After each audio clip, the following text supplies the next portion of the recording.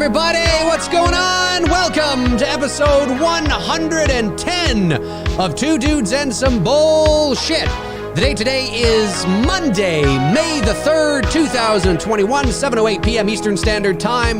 My name's Dave McRae, coming to you live from the VoiceMann Studios in Toronto, Canada. He's Tony Michael in Atlanta, Georgia. Tonight, we are watching the 2004 horror classic Saw, the original, directed by James Wan. Ladies and gentlemen, we are live!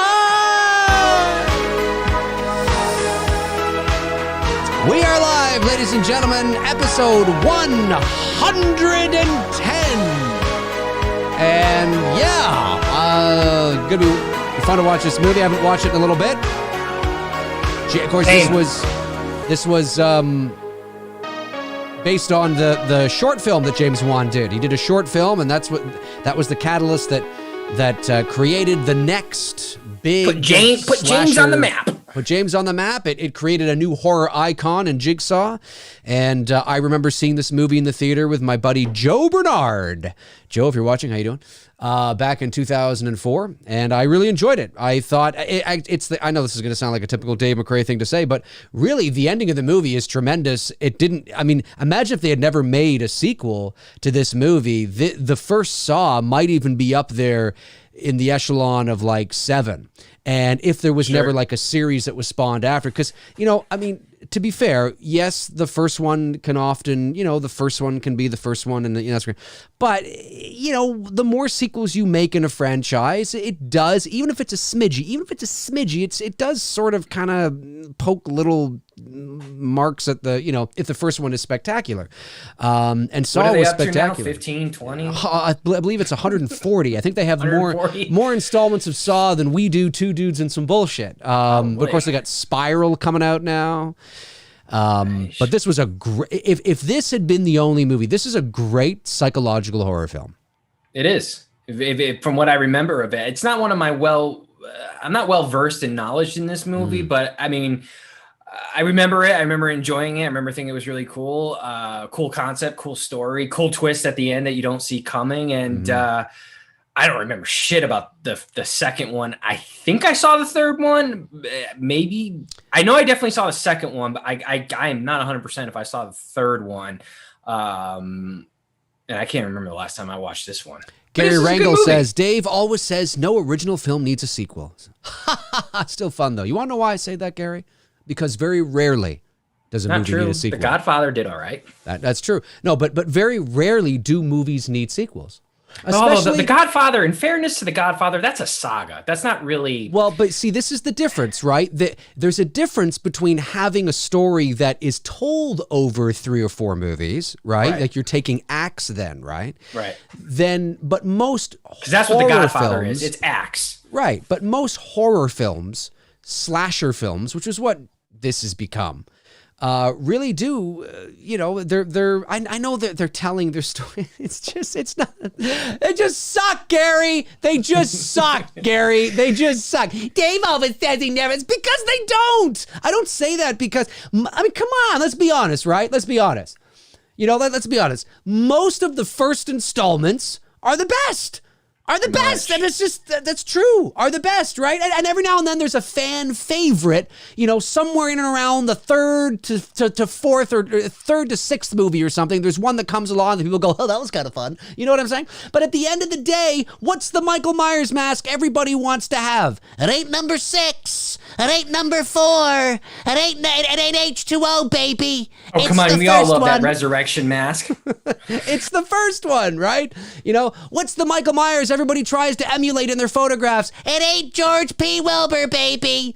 I'm not saying, dude, obviously there are exceptions. I get one more person asking me to do Rob Zombie's Michael Myers, I swear to God.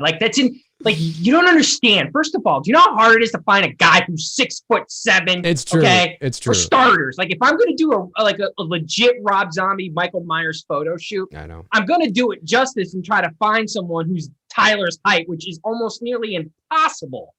Yeah, but Gary, I'm just busting your balls, of course. And, he brings up a good point. I do say that. I do say that a lot, but it is because I find that the first installments of a lot of, especially if the movie's really great, right? Yeah. Like if you start here, like you start way up here, more often than not in the realm of horror, then you've peaked. And where do you go from there then, right? Then most of the sequels are just doing the same thing over again, trying to capture what you did in the first one. You know, sometimes you can get a sequel or two that's, you know, pretty good. But if you peak at the first one, then it's kind of like, what's the, I mean, okay, you know? So really, I mean, that's why I don't say it to be a contrarian. I say it because I really do believe that again, there's always exceptions. There's always exceptions. Always. There's always exceptions. But more often than not, for me, when I watch a good movie, I'm like, yeah, that's great. And then when they do 9 sequels, you're like, why the fuck are we doing 9? What the hell? What? It was told, and the first one was so good. You know what I mean? And Saw was, and it came out at a time when that style, we hadn't seen that. It was sort of hearkening back to the old school, independent, low budget, 70s exploitation torture kind of films. We hadn't seen something like that in a long time. No. So it was very new to a young audience. And, you know, excuse me, 2004, we weren't like, you know, kids, but we were 25.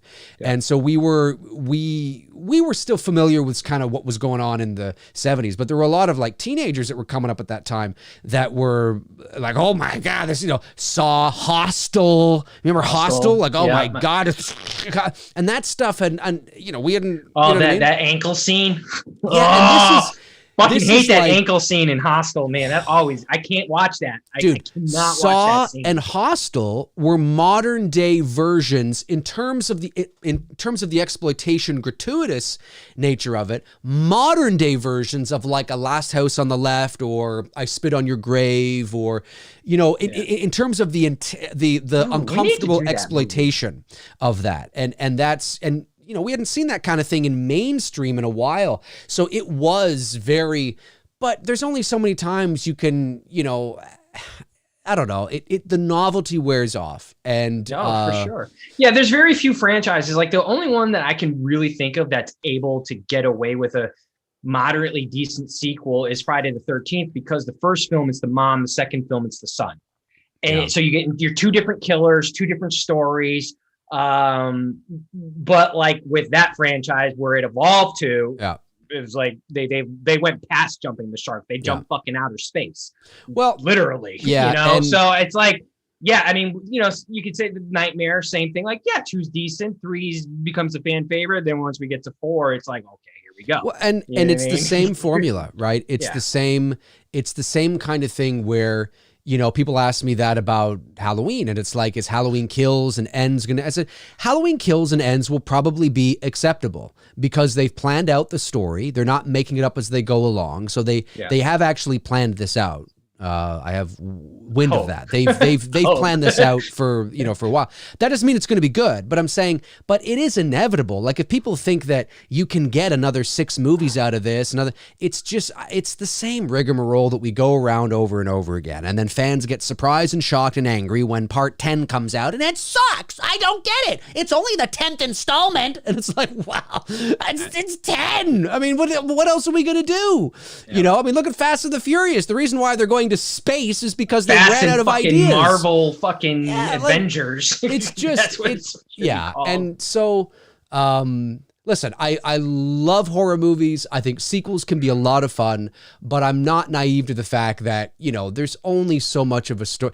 But again, and I say this with all due respect, I sincerely mean this, and I know Tony knows this as well, is that if you are somebody that loves an abundance of sequels and you don't care about whether they're good, there's nothing wrong with that, right? It's just that I may have different standards than you, right? You may not care if the movies are good as long as there's a lot of them. I don't care if the Michael Myers films are good. I just want more Michael Myers. I hope they're good. I hope I like them. But at the end of the day, all I really care about is just more Michael Myers, right? And maybe that is you. And there's nothing wrong with that. I don't care, you know, if the Freddy movies are good. I just want more Freddy. I want more Jason. Okay, you know, I mean, obviously I hope they're good. I don't want them to suck, but I just want Jason.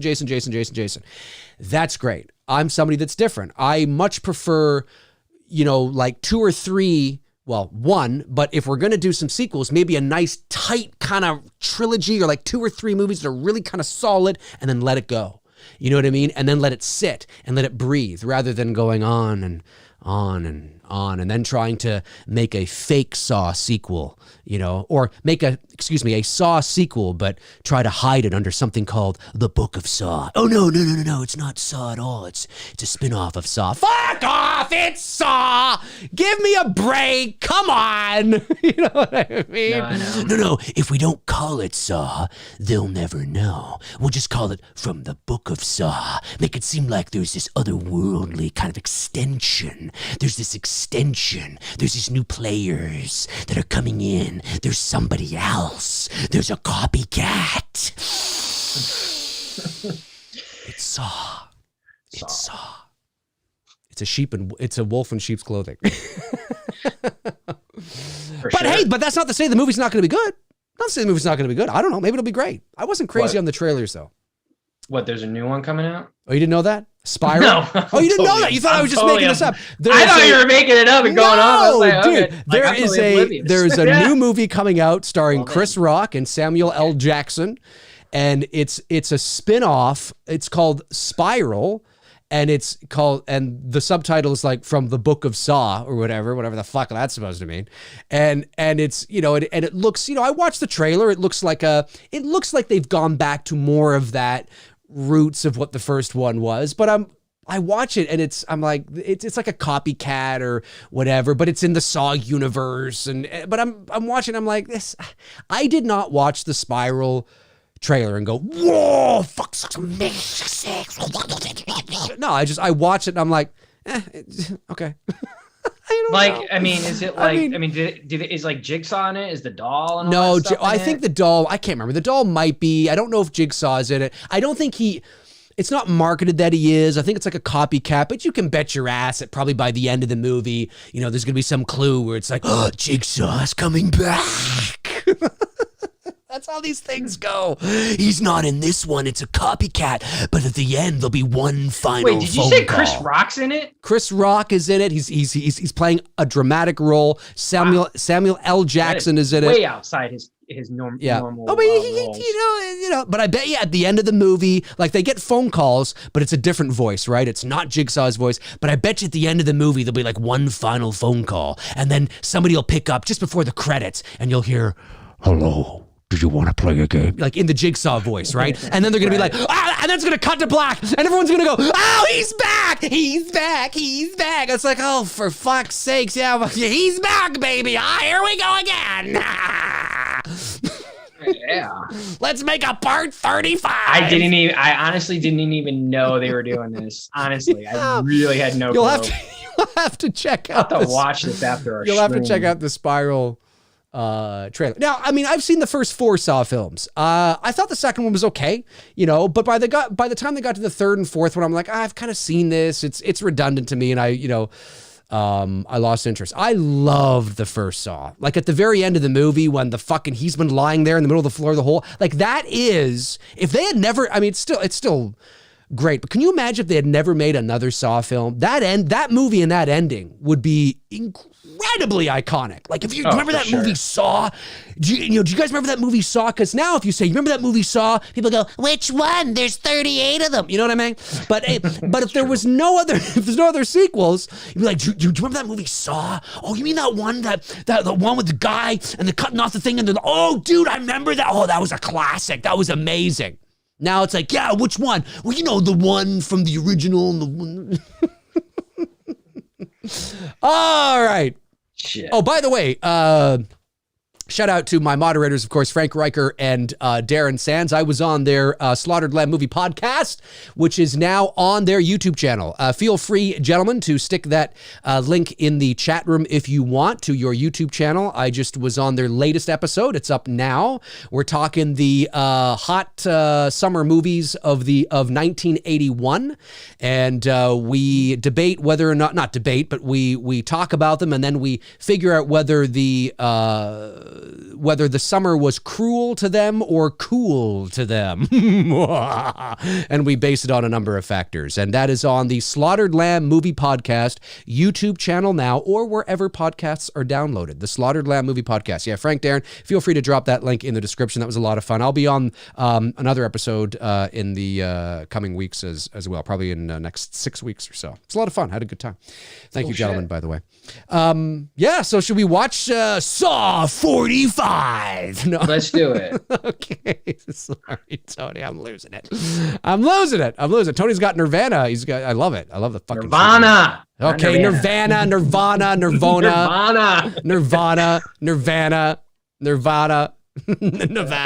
Where are you at, by the way? I'm in Nirvana. No, I am. Well, no, because I only have.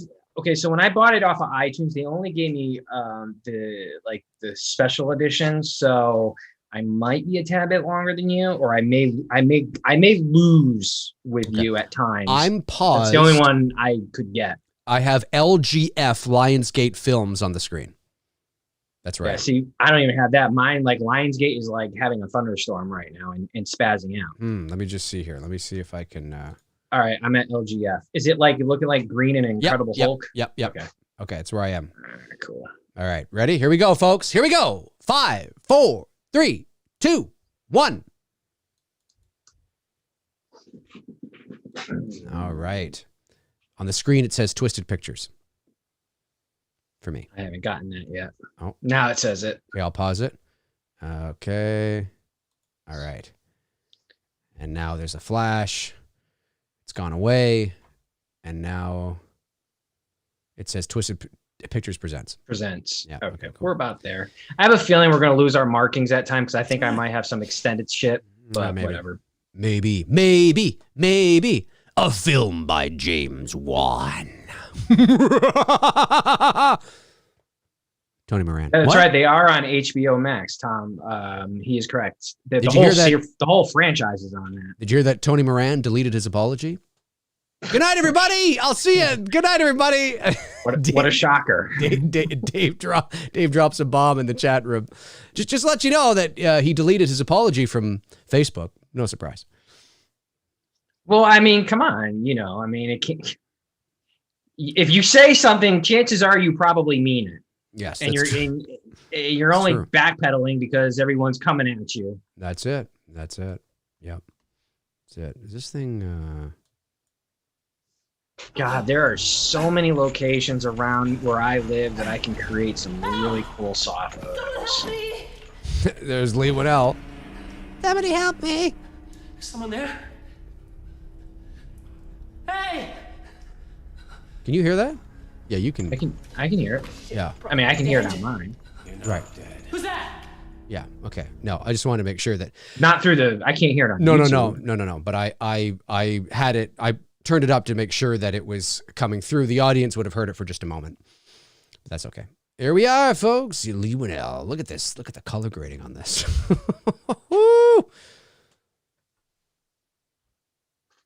That's Lee Winnell, by the way, folks. That is, of course, the director who went on to direct Insidious Chapter 3, Upgrade, and The Invisible Man. That is James Wan's buddy. They obviously made a lot of films together. Speaking of taking the Saw approach, Insidious, what are they up to? 15 right now? 136, I think. 136. Although I will say, I am happy that Patrick Wilson's getting his opportunity to direct. Right. So I think that's cool. Yeah, and I wish him luck. I hope it's the fifth installment, right? I think. Yeah, that's right. Yep, the fifth one. There he is, Mr. Princess Bride himself, Mr. Princess. As you wish. I love this. I love that this is so great.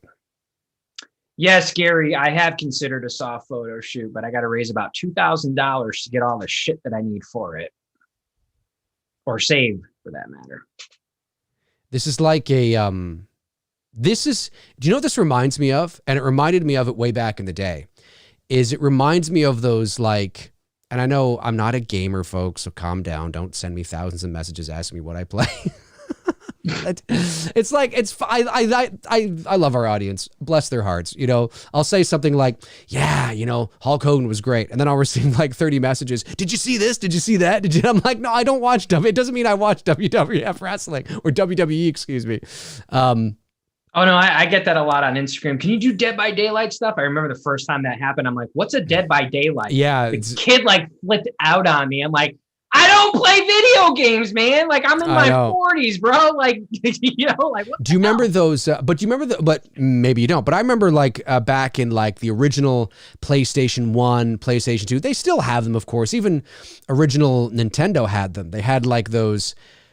Not role-playing games, but like those games where you were a person and you were trying to solve a mystery, like you had to figure out shit. Like there was a great game in for the original Nintendo called Deja Vu. And you woke up, you didn't know who you were. Of course, it's archaic, it's 8-bit graphics, right? You know what I mean? But I mean, it was really, really cool. And you had to figure out who you were, and you had to like solve certain stuff and go places and stuff. Saw reminds me of like a video game in the sense of like you wait. It's like, I imagine you wake up, you know, you don't know where you are. You're tied to a pole. There's a dead body in the middle of the floor, you know, and you've got to go over and like hit X to like, you know, examine the body, and then hit circle to like, you know, pick up, you know, the gun, or like, you know what I mean? Like this looks like the beginning of like a video game, you know, that kind of a video game. And I've always thought that ever since I was, or ever since I saw the movie way back in the day. It's such a great film. The one thing I will say that's from what I remember, and again, you know, take it easy on me. I haven't seen this movie in a minute. No, Tony, you need to know everything. Well, no, every single thing. You need to know everything. One room, primarily, right? This whole film is confined to one room. It is, yeah. Primarily. You know, yeah. Primarily. I mean, yeah, I know we have expositional shots, and I think Amanda, you know, we have her, you know, her Danny Glover's in it, and he's the cop Glover and all that. Yeah. So I'm not saying that there isn't other scenes that they film, but the heart of the film takes place in this one room. And yeah. That, you know, that's not easy to accomplish and be successful with. No, it's true. I mean? It's true. It is true. Oh, it's true. It's true. Kurt Angle. Good old Kurt. Great. Good old Kurt Angle. Kurt Angle. It's 10 o'clock in the morning. Tobin Bell, though, certainly made himself a household name in terms of the horror slasher. You know, I guess this is a slasher type. Well, I mean, it's part of the slasher family. I wouldn't exactly say. Well, maybe the Saw films, maybe by part 10, I have no idea. Maybe they became like a typical slasher movie. This I would not classify as a slasher, though. If this was on its own, and there were no other Saw film, well, even now, I would not classify Saw 2004 a slasher film. It's not a slasher film. It's a psychological horror film, is what it is. And that's what it is. Now, maybe they became slasher-like. I don't know. But... And we're on... And the cool thing about this movie, that's right, we're still like... And I remember it like it's yesterday. We're in this transition period as a culture of analog to digital. So you still have some analog things like the cassette tape that they're going to play, whatnot. Nowadays it would be all digital, obviously. Yep. But you got the flip phones in this movie. In 2004, we're in that transitional time as a society and a culture of where everything was to become digital in the not too distant future. In fact, at this time, was MySpace even a thing at this time? I don't know. I can't remember. I know Facebook came in shortly in like 2005 or 6. Yeah, Facebook. Well, but Facebook, now that was more college. Like you had to have a college email Facebook address. was 04. I think Facebook started to hit the masses around 05. Yeah, 05. Well, no, somewhere in there. No, it didn't hit the masses until about 08. I thought like the first few years of it, you had to be only you could only get it through college with your college email address. You are correct. I thought it was earlier than that. I thought it was 04 or 05. And then it hit the masses around like late 506, I think. I could be wrong. Give or take. Yeah, somewhere around there. Anyway, we're in the ballpark. Somewhere around there. Of all this, of our whole society changing. Yeah. Literally. 100%. We're on that threshold of all that happening. Well, this is still 3 years before the first iPhone. So that's why you'll see them using flip phones in this movie. I don't know how the fuck we texted on flip phones. I can't even remember how that happened. Yeah. I hit the fucking button 5 times just to get to the letter. Hang on. A. Yeah. Take like an hour just to fucking spell hello. N. That's why it was better off calling back in the day, because Right. texting would just take too long. I still have all my phones right from my very first cell phone. I have my first. I have all my iPhones. I don't have my first cell phones. I don't like. I had them, but I don't know what I might have tossed them. I mean, I've got like old school '90s cell phones and stuff that I've picked up over time, and I use for like my Scream photo shoots and shit. Yeah. By the way, your Scream photo, was it today or yesterday you posted? Fantastic. Love that. Oh, yesterday. Yeah, that was good. It was a good location, good shot. The girl really, she did a good job at selling it for me big time. Looks great. Because that's, like that's grab. the key thing. It's not so much me and the angle. It's the girl selling it for me so that the people looking at it can believe that, yeah, we're, That's it looks it. legit. Yep.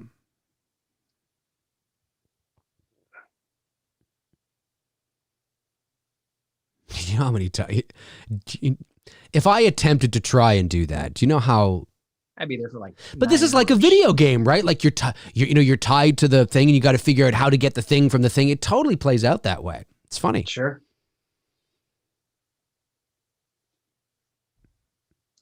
Do you want to play with my banjo?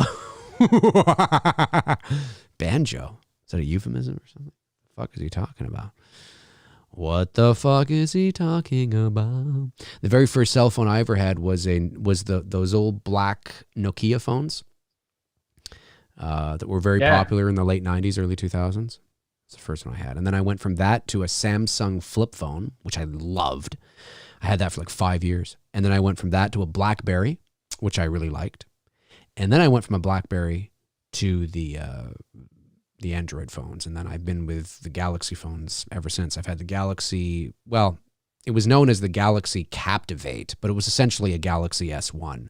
Okay. And then so I went from that to the S3 to the S6, and now I'm on the S9 Plus, which I've had for almost 3 years. So I guess I'm due for an upgrade, I guess. I think they're on the S like 9,000 now or something. I had the first 1 through 8 iPhones, and then I'm like, you know what? I got to stop for a while. Like I was buying the new one every time it was coming out. And I'm like, no, my iPhone 8 is doing a great job. I'm good. Yeah. And that's it too. Like the thing is that I found that when you upgrade every year, it's not a significant enough of an upgrade to warrant the price and the cost. Yeah. When you upgrade every 3 years or so, say around, I'd say every 3 years, you notice the upgrade. Like, wow, my phone is faster. It's better. It's got a better camera. Like you actually notice it. But to go from like, the S3 to the S4, I was like, I'm not going to do that. There's hardly any upgrades. So I'm just going to, what the hell is the point? But it's psychological. That's how they get you. Ooh, yes. I mean, it's like cars now. Like they're coming out with a phone every fucking year. And it's like, it's like, I don't need that. So anyway, I have the S9 Plus, which I've had for almost 3 years. I think they've stopped. I think now they went to the S10, and now I think they're going like S20, and they're up to the S21. They skipped like the teens. I don't know why, but so I am eligible for an upgrade. But I don't know. My S9 Plus still fucking. I could still rocket it. Like there's nothing wrong with it. So I don't know. We'll see. But there's a we're like almost first 15 minutes into this film, and we haven't really changed our location. No, we haven't at all. We haven't at all. It's good. It's great. Yeah. Juan was really able to pull it off very well. Yeah. Do you trust the other person? And what's great about this too is that I think what I really like about the first Saw movie, and again, I speak for myself, and I know that it's not that later Saw film, again, I've only seen the first few. It's not that the more crazy the situation gets, that it's not like, wow, I understand it. But there's something so primal and really disturbing at the baseline simplicity of having to just cut off your own fucking leg. Do you know what I mean? Like, it's not crazy wild like the later Saw films get, where the situations and what you're expected to do or what you have to do to survive is crazy beyond belief. You know what I mean? It's that simple sort of like, could you cut off your own leg? You know, or could you put your hand into this disgusting shit-filled toilet? Like, it seems so, it's just one of those, I think it's relatable. That's what it is. It's totally, when you're watching this, we as an audience can relate to this. What I mean by relate to that, obviously, very few of us have probably stuck our hand into a shit-filled toilet. I just mean that we all have a toilet. We all shit, right? You know, we all, you know, have puked in a toilet. We all know about the toilet. We all know it's familiar to us. The shit, the poo, the toilet, that's, you know, it's that classic disgusting trope. You know what I mean? So when you present it in a movie like this it's like, oh, dude, do you think you could do, I don't know, fuck, I don't know. It's just very sort of, it's simple. It's those basic disgusting things that are really cool. And I understand that as you make more sequels, naturally you have to, you know, up the game, and the things have to become more disgusting. It's like that show that, you know, Rogan used to host, right? Fear Factor. I mean, when Fear Factor first began, it was, can you know, the craziest thing was like, can you eat, you know, a snail or a live worm or something, you know, and then by like season 5, it's like, can you eat the testicles off a fucking giraffe? You know, dipped in sauce and filled with ants and, you know, amoebas. And it's like, what the fuck? Like, it's so like, no, like, why would I want to, you know what I mean? Anyway, I digress, but I think that's what's so cool about the first Saw, is these little moments that are very relatable on a more of a human level that we, like, you know, you think very rarely do any of us think to the extreme examples, you know, of what the Saw films became, you know, or when you're hanging around with your buddies, very rarely do we use an example from one of the later Saw films as, okay, imagine if you're like, you know, we don't usually go there because we want to relate to things that are more tangible and more relatable in terms of, you know, our lives. So it's like, you know, would you stick your hand into a toilet full of shit and pee for like, you know, $1,000? You know, that's the kind of shit you'd say to somebody. You know what I mean? And so I like that kind of thing where it's got that angle to it here, and it's whereas the later films, especially when you get into like, you know, 7, 8, 9, they become just so like, you know, extreme. You know what I mean? There's just something really scary about, oh my God, I have to cut off. It's like that guy, dude. Do you remember that guy that had to saw off his own arm? What that movie was based on? It starred what's his face? Is that the one with James Franco? Yes, yeah, the guy who gets caught in the cave. Gets caught in the cave against the rock, and he actually had to saw off his own arm to survive. That's the kind of shit that I'm talking about, right? That's like, oh fuck, dude, oh my God, can you imagine having to do that? This is what like this first Saw movie is, right? It's those simple, relatable kind of down to earth level kind of shit, but still like, holy fuck, can you imagine? I like that kind of stuff. Whereas as you get more extreme, it's like, can you imagine, you know, having to walk across a tightrope with like darts in your fucking penis and your ass? And it's like nobody, no, I know. It's just so. Darts in your penis. Yeah, like whenever you ever. When are you ever gonna be? That's right, guys. 127 hours, right? Like that's that kind of thing, you know, where you're like, fuck, you know what I mean? Like it's just because it's just relatable, you know. It's like, oh shit.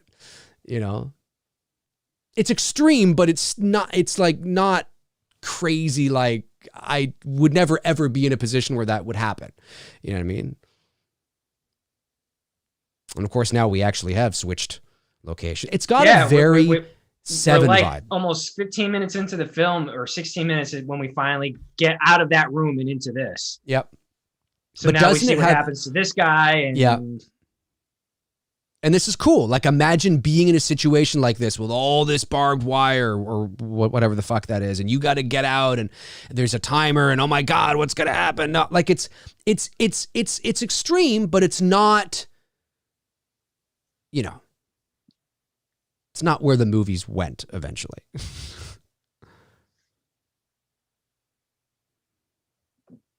Oh, it's brutal.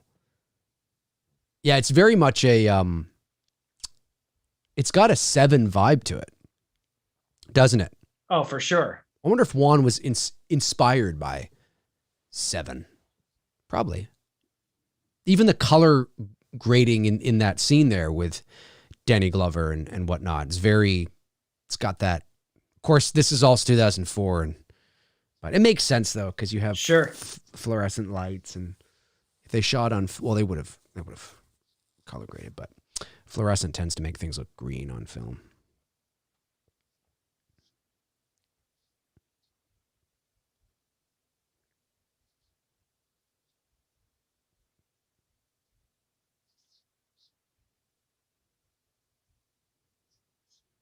I wonder why Danny Glover never came back. Did he die in this movie? I can't remember. Or did he come back? Maybe he came back. I don't know. Or maybe he was like, fuck that, I'm out. This guy kind of looks like Jake Gyllenhaal a little bit. A little bit. Just a little bit.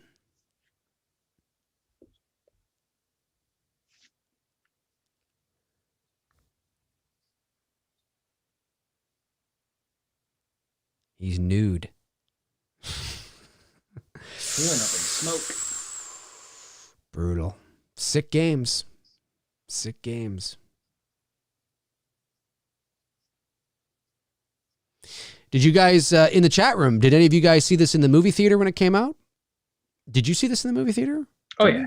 Yeah. I forgot who the hell I saw it with. I can't remember. Well, you were at the premiere. I mean, you're in this movie for I think it's 0.2 seconds. There's a glimpse of your ear in one of the shots. That's it. You were the on-set photographer, and there's a glimpse.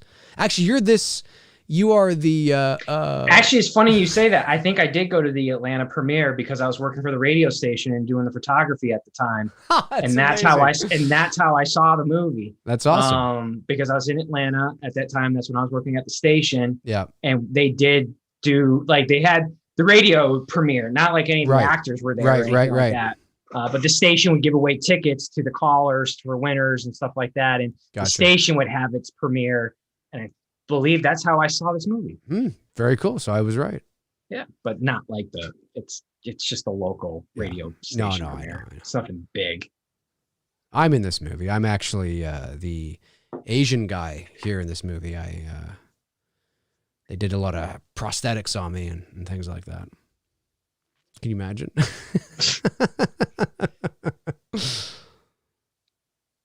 So now they're doing all flashback stuff, right? Yeah, is that what's happening? This is all flashbacks? Right. Yeah, exposition to kind of build you up, fill in some gaps, lead you to where they are. I can't, every time I see this guy, I think of, the Princess Bride. He will forever be Princess Bride guy. As you wish. Of course, he was also in the 2019 remake of Black Christmas. Was he really? Yes, he was. Yeah, he was the main baddie, the big baddie. I thought the girls were the baddie in that or something. I don't know. No, the girls were all good. The girls were good, and they it was about, it had nothing to do with Black Christmas. It had nothing. We'll have to watch that one night. Yeah, we will. In about 99 years. Less than 4 weeks to go to Billy.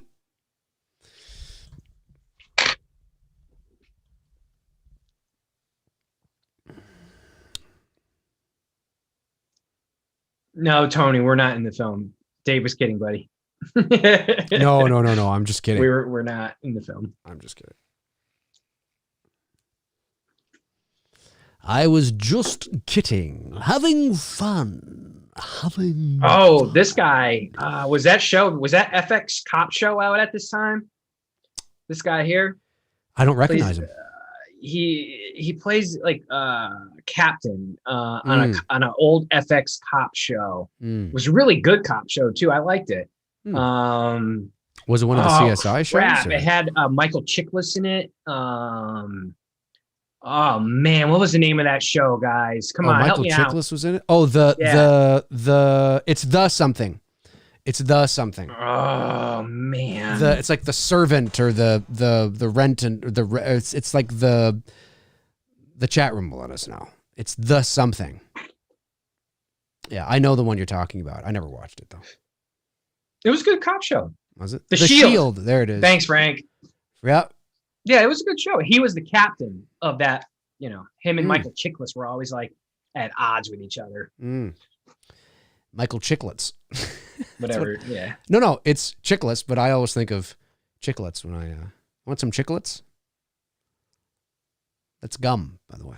The Shield. Oh, this is Amanda. So now we're going to get to see Amanda's backstory. Yep, Amanda, who eventually becomes the main sort of one constant along with Jigsaw throughout the series. Right. Doesn't he pass it along to her or something or something whatever? Like that. Something. I know enough to get by in a conversation. Like yeah, something like that. And then we're going to talk about her. Oh, Jesus, like she's getting off on this is the contraption that I want to have made that costs like $600, but because her shoot is the one I'd want to do. Amanda's. See, when this movie came out, like perfect location for it. Nobody had seen this before, you know, and we're like, oh my God, you know, like now this kind of, it's been done to death. Like you got to let it go for a while. You got to stop making Saw movies. There he is. Isn't his name Billy? I think it might be. Billy. But not it's not It's Me, Billy. It's not It's Me, Billy, or Billy, It's Me. That's the sequel to It's Me, Billy. We have It's Me, Billy, and then we have Billy, It's Me. That's right. That's right. And then the third one will be Billy, It's Us. Billy, I'm no longer me. Yeah. Billy, It's Us. And then the fourth and final installment will be Goodbye, Billy. Goodbye, Billy. Goodbye, Billy. That's right. There's a whole thing we have laid out. Oh, Ryan, come on. You can't ask me that question. You might have just joined us. Dude, I don't know anything about the Saw franchise. I saw the first one. Very little memory of it. I think I saw the second one. I'm almost positive I did. I don't remember shit about it. And I may have caught the third one here and there, you know, like on TV or something. But dude, I don't know anything about this. So to ask me like what of all the Saw movies, which Saw moment is my favorite and why, I don't really have one because I'm not really well versed and well knowledged on this film or franchise for that matter. But this is fucking cool. If I had to pick a moment, this right here, Amanda's moment. It's great. I'm the same way. I like this Marilyn Manson fucking. Yes. Looks like it does. It looks like a Marilyn Manson video. Yeah. I'm the same way though. I don't like super fast and crazy. I don't know much about the series at all. And you can just like put the beautiful people over that and it'd be perfect. Yeah. I don't know a lot about the series because I've only seen the first 4 and I've seen the first one the most and I've only seen the other 3 only once in my life. So it's not like I really like this movie though. Like this movie I genuinely really like. I don't need to see any others. I just, you know, as far as I'm concerned, it was done in this, like in terms of what they set out to do, they did it in this movie. You know what I mean? The fact that she's got to like cut him open and fucking get the key and like, I mean, it's great. Isn't he alive still? I think he is alive. Yeah. So she has to kill him in order to live. Why? Yeah, I guess so. And like, think of that. Like, it's as extreme as, yeah, it's so good.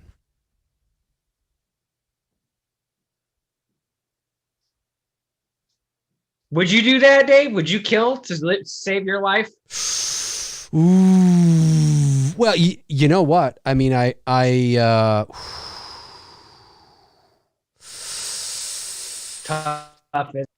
Because you got to take a life in order to save your life. That's tough. It's tough. You know what makes it even more tough is if it's somebody you know. Oh, I know, right? Ooh. Oh, look at that. Great visual effects.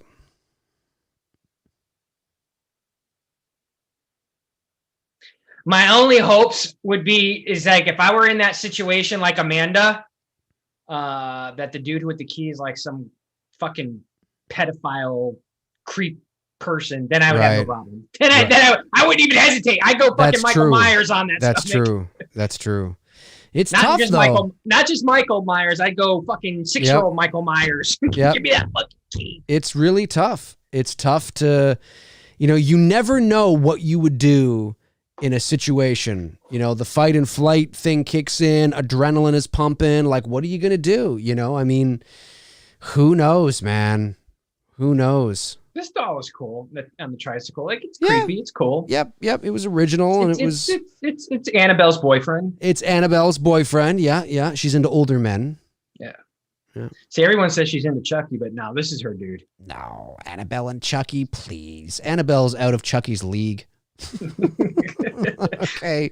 Yeah. Now we sound like now. This is like teenager conversation. This is teenager. This is Come This on. is the shit we would talk about when we were kids. Annabelle is like Cindy Crawford, and Chucky is fucking Ed Sheeran or Sheeran or whatever his name is. Okay, there's no way that Chucky even has a hope in hell on dating Annabelle. It's not going to happen. Annabelle is out she's all about Jigsaw or Billy Jigsaw. Well, and he's not even, and she's not with him because of his look. She's with him because of his money. Because of his money. Fucking around. Billy here looks like a fucking tycoon. Looks like he owns a fucking yacht Dressed and a in a suit. multi-billion-dollar business. Exactly. That's what this is. 100%. And now we're back to the room. Back to the room. Which looks like to be, from the way I'm guessing how they designed it, like, I know it's a bathroom, but it looks like it's a bathroom to like an old hospital, like a mental hospital. I've been in a few of those. It just looks, it has that vibe. I'm not saying that's what it is. I'm just saying that's what it, or someone corrects me and says, "You're wrong. It's not what it is, Tony." I'm saying it just has that abandoned mental hospital type vibe because of the white tile. Yes. You know what I mean? That's those types of hospitals had that. Lee Winnell here. Boy, this guy went up like a few octaves on his yelling there. Yeah.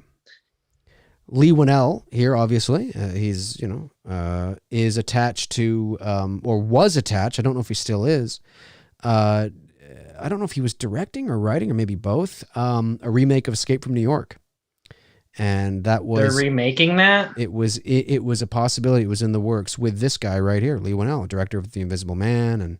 And why? Why? Well, it's because I actually think Escape from New York is out of anything you could remake. I think it's probably ripe for a remake. And if it's not that you need it, you don't need it. You don't need any remake. But if you're going to leave it in somebody's hands, I'm glad it's Lee Winnell's at the very least, and not like I don't know, Bob Saget or something. Bob Saget. Yeah, Bob Saget's directing the remake of Escape from New York. Good old Danny Tanner. Yeah, there's reasons why Chucky ends up with who he ends up in Bride of Chucky, okay? Annabelle is just out of his league.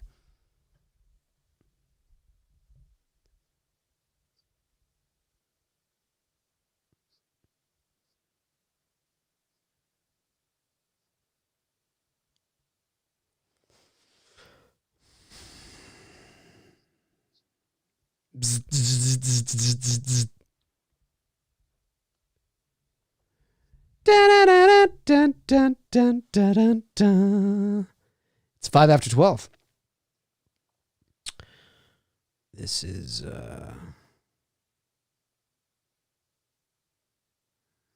good old Saw.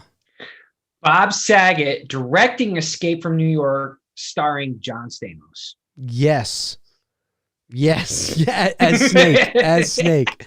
Bob Saget directing the new Escape from New York, starring John Stamos. And it will be called Escape from New York, The Perfect Hair. Yes. And you got a picture of John Stamos, I don't know, on top of a New York cab, combing his hair back. And the villains are the Olsen twins. Yeah, there you go. Yep. I'm telling you, make it happen. That's a movie that I would see. No, who's this? Is this his kid? Can't remember. Oh man, it's been so long since I've seen this movie.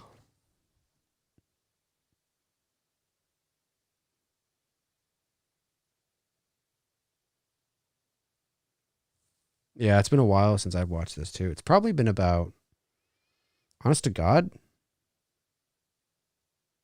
maybe 7 or 8 years since the last time I watched this movie. It's been a while. It might be that for me as well too. It's been a while. Little girl, come here, little girl.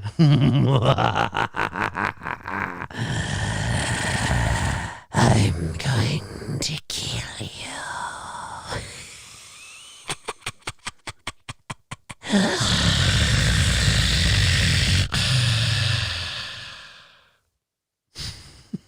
It's like, what the fuck is that? Oh, I remember this woman. I forgot she was in this. Who's this woman again? Who's this actor? I can't remember her name. Remember either.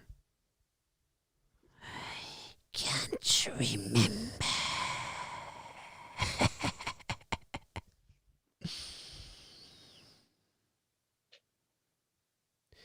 It is. You know what? Today is my dad's birthday. Today, my dad would have been 70. Happy birthday to your dad. Yeah, my dad would have been 79 years old today. What was his name again? Earl. Earl. Yep, Earl McRae. Earl McRae. Earl the Pearl. He was born May 3rd, 1942, and unfortunately passed away in 2011. So he would have been 79. He passed away young. He did at 69. Yeah. Same with my mom. That's still young. 67. I mean, Yeah, both my parents died before they were 70.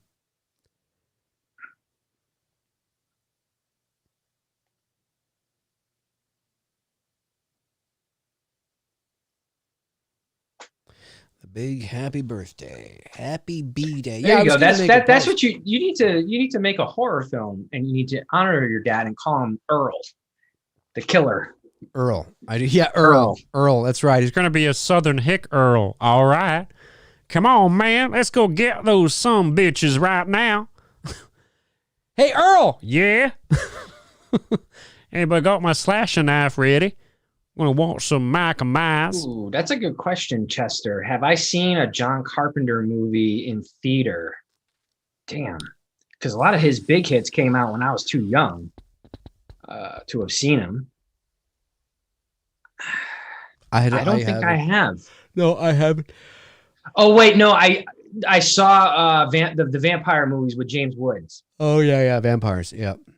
Yeah, that's the only one that I've seen. Because keep in mind, a lot of John Carpenter's big hits like Halloween, The Thing, Christine, Escape from New York, Big Trouble in China, Big Trouble. All those came out when me and Dave were just little kids. Yeah, we wouldn't have been old enough to go see them in theaters. No.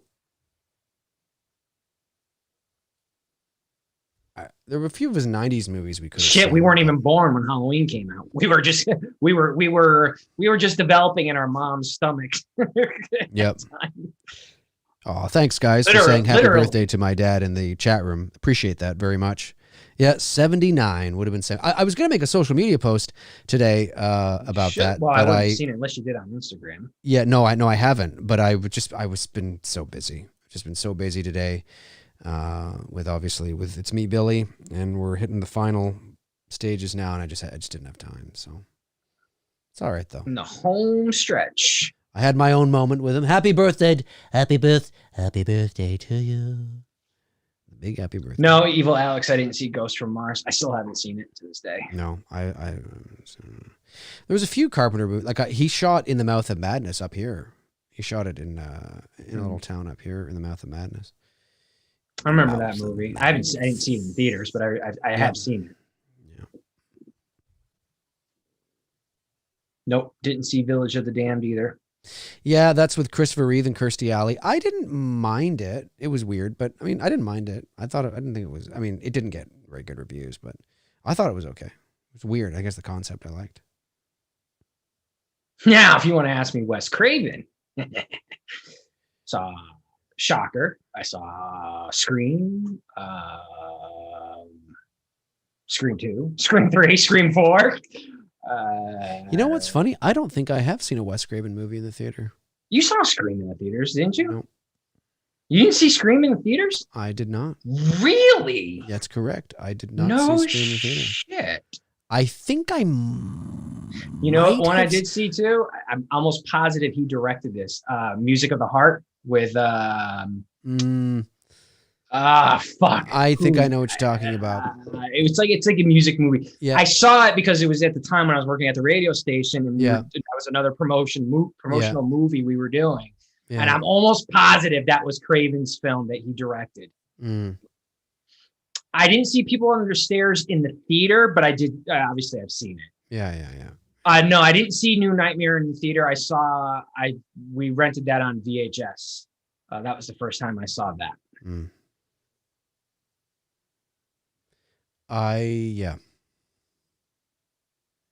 And Scream would be my favorite, obviously. I saw in theaters. Meryl Streep is in it. Yes, that's right. Music of the Heart. Yeah, Aaron's right. I might have seen Scream 2 in the theater. I might have. I can't remember. But I did not see... I know I didn't see Scream 3. I know I didn't see Red Eye. I know I didn't see that one... there was a werewolf one in there, too, with Christina Ricci. I think he did. I think that was him. No, I didn't. I mean, if I did see a Craven movie in the theater, it would have been Scream 2, I guess. That's possible. For some reason, Am I excited for Spiral? I didn't even know the movie existed until Dave talked about it tonight. That was very Billy's Eye-like there. I can't really say that I'm excited for the movie because, like I said, I didn't even know it existed till Dave was talking about it about an hour ago. Yep. There was a shot here. I have to see the trailer. There was a shot here that was very Black Christmas. Now, this isn't Jigsaw. This is like his buddy or something, right? Or something. I don't remember. Know. Something like that, yeah. Jigsaw. It's Dr. Claw. Catch it.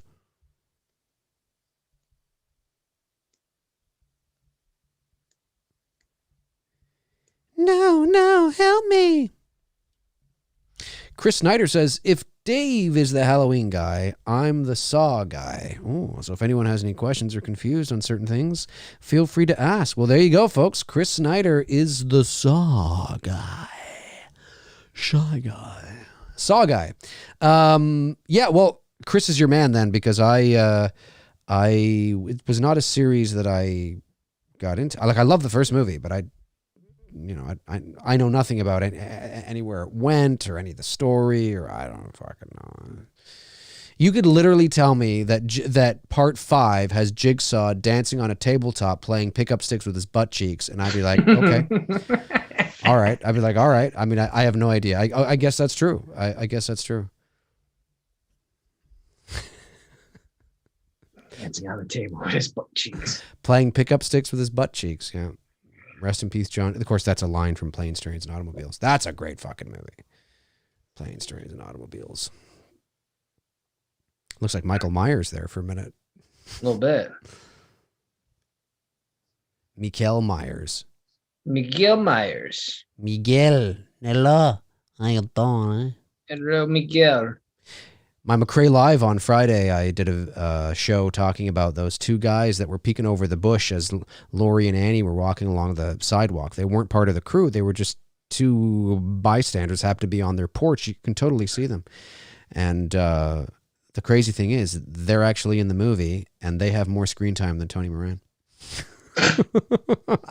I'm just telling you right now. In all honesty, it looks, and the thing of it is, it looks organic to the scene. It looks like kids are walking home from school, and these are just people who live on the block that are hanging out. Talking, you know what I mean? You can totally justify it in your own mind. In reality, they were curious that, hey, there's this little movie being made, and they, but it's, so you could justify it and say, oh, they're just two guys that live in the neighborhood, which they are. But I mean, like in the movie, you can do it. But I wonder I wonder who they are, whether they're still alive. If they are, where are they? And do they know they're in the movie? Right. Do they know what movie they're in? Do they know that they're actually in the movie Halloween and they have more screen time than Tony Moran? If we could find them, they themselves could be signing autographs at Halloween conventions sitting next to Tony Moran. The Bush Guys. That's a whole other thing right there.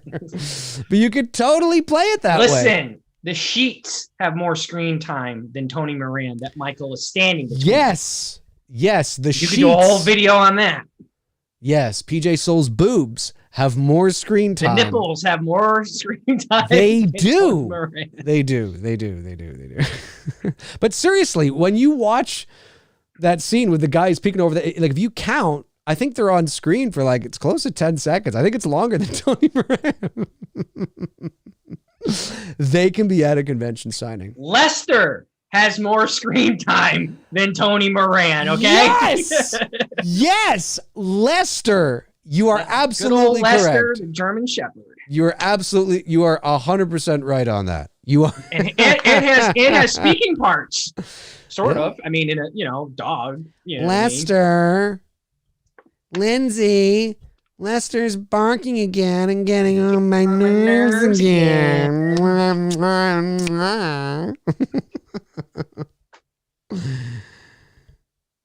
Oh shit, I spilled the butter on me, or whatever she was had in that mug. Lindsay, I need a robe.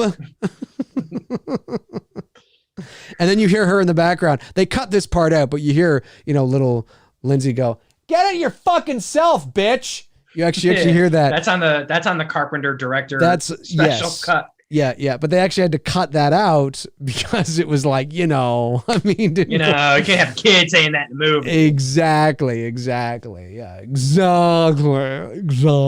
Shit, the dead truck garage guy had more screen time than Tony Moran. It's true. It's right? true. Yes, that's right. That's Diehard Drum 84 says Freddie Mercury had more screen time than Tony Moran. That's that. For those of you that may not know what he's talking about, and this is funny, I got to quickly say this. About 2 years ago, I posted a screen image of that truck guy, the guy, the rabbit and red guy who was lying, the guy that I was just talking about. Yeah, the guy that was lying in the bushes. And the guy that had the mustache. And one day I was like, oh, he kind of looks like Freddie Mercury. So I made this joke. I posted a photo. Say that, he kind of does look like Freddie Mercury. He does. And I posted this photo on my social media, and I said, and I made this little blurb about how in 1978, Freddie Mercury was a big blah, blah, blah. It was a joke. I was clearly being sarcastic. Well, did I not get, some people knew I was joking. There was quite a few people that reached out to me going, holy shit, I didn't know that. That's amazing. That's like a Queen connection. Oh, they took you seriously? 100%. And I was like, no. It's not Freddie Mercury. I'm just kidding. So that's where that comes from there. That's Chris Snyder, that is facts. Deborah Hill had more screen time than Tony Moran. That is true. It's true. Her hand and her silhouette. It's true. Oh, it's true. Saw 45.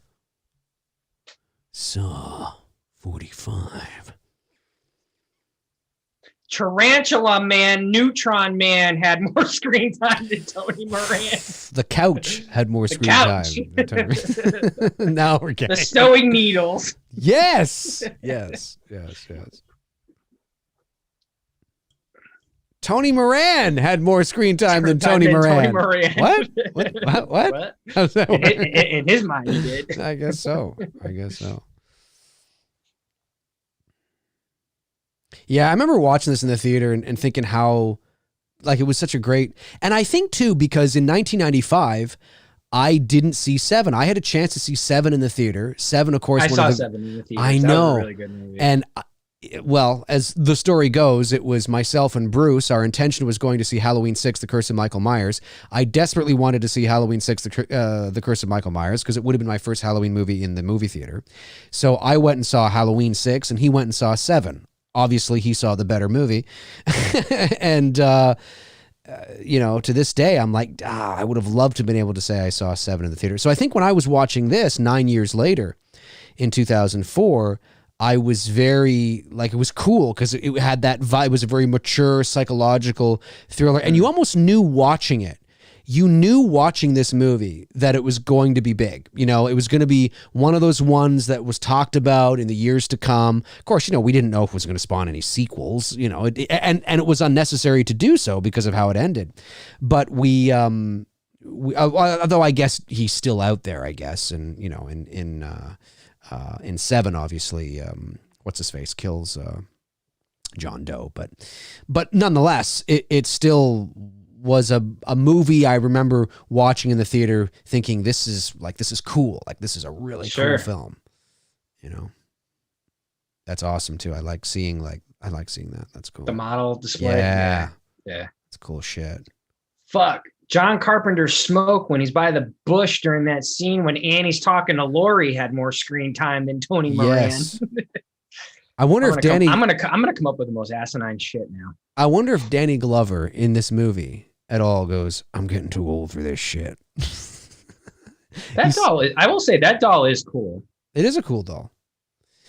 Danny Glover says that in Lethal Weapon movies. For those of you that may not know, I'm getting too old for this shit. He should say that. Yes, definitely. Cody Snyder says Bruce won that night. 7. Yeah, he did. He did. And the reason why he went to see 7 was because 7 was not rated R, but Halloween 6 was. And I was not 18, so I wasn't allowed in either. But as I always say, I peaked at a very early age in the sense of that I was 16, but looked, you know, 30 and sounded like I do now. So it was very easy for me to like buy alcohol and get into rated R movies and, you know, all that kind of stuff. Whereas Bruce looked and sounded like a typical 15-year-old. So there's no way he was getting in. So that's why he went and saw 7. And I know it's like 7 wasn't rated R in Canada, or no, it wasn't. I don't know if it was rated R in the States because we usually have the same. Our rating systems about are usually the same ratings. Yeah, we're usually so. I'd have to double check. At that time, it might have been a bit different, but it wasn't. It was rated. We don't have this rating anymore, but at the time, there was a rating in Canada called AA, which stood for adult accompaniment. So you had to have an adult. So if you were now, iTunes does list it as a rated R movie. Yes. Oh yeah. No. And if I was to buy it here now or rent it, it would also be R. So I think it maybe changed. But yeah, no, you had to be a AA rating meant you had to be 14 years. Now, again, that rating does not exist here in Canada anymore. But at the time it was, you had to be 14 years of age or older to see the movie by yourself. It was stupid because it's basically just like a more sort of advanced version of PG-13. It was just dumb. You know, it was a dumb rating. And I'm glad they got rid of it years ago. And now I think we just have the standard. We just have, G, PG, PG-13, R. I mean, that's really all we have now. But he saw the better movie for sure. Yeah. It was still cool being able to watch a Halloween. Like, it was neat watching that movie in the theater. But I wasn't satisfied. I walked out. 16-year-old me was like, fuck, really? A Thorn call? What the fuck is that shit? I hated the ending too. Because of course the producer's cut ending is not it's not any better. Michael gets stopped by a bunch of fucking rocks in a circle. Oh fuck, I forgot Danny Glover dies. Oh, so he does die. He does die. Okay. All right. That's good. That's good. Thanks for not spoiling that, chat room. Although maybe you did and I didn't see it. Because I couldn't remember if he died or not. So he does die, so that's why. Or no, does he not die? Does he not? Oh, maybe he doesn't die. Maybe he doesn't die. Maybe he's just like, no, it's okay. They didn't get the jugular. Or does he die? Sorry, I got totally warped into that scene for a moment. Just stay there. Just stay. I haven't seen it. I love how he pats him on his head. It's okay. Just stay there. I'll go after him.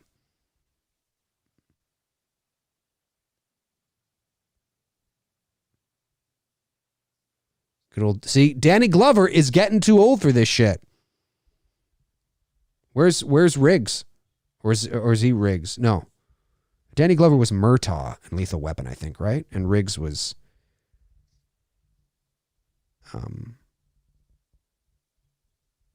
what's his face? Oh man.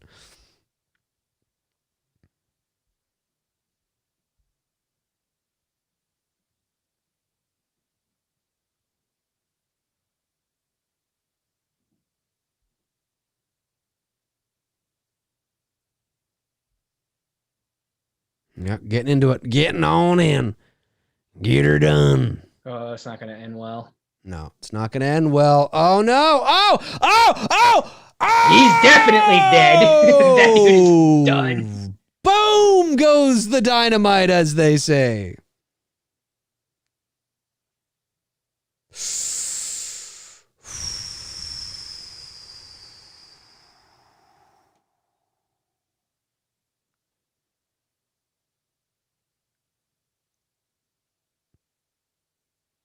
Yeah, that was intense. That was intense. That was very intense. Remember that scene? You've seen The Invisible Man, right? The new one? Yeah. Yes, I have. Yeah. Finally. It was good, wasn't it? It was. It was. I thought it was overhyped, but I enjoyed it. Yeah. You know what I mean? I thought it was like, people were like, "Oh, it was the best I've ever seen." I'm like, no, it was I good. love that scene in the restaurant. You know, when Oh wasn't yeah, that shocking. It's like, I was like, what the fuck? I know, it was Like, great. It was great. Oh, so he did survive. That's why he's got a scar on his neck. So he survived. Okay, so he's okay. This looks like a bachelor apartment. So what they do? Like, oh, fucking shit. The only thing I didn't like about the Invisible Man is I kind of guessed what was going on pretty early on, that I knew like he didn't die, and I knew it was some fucking suit thing or whatever. And sure enough, that's what it turned out to be. And I was kind of figuring out before shit started happening. I love that she got her revenge, though. That was satisfying. Her revenge was very sweet. Yeah, that was satisfying.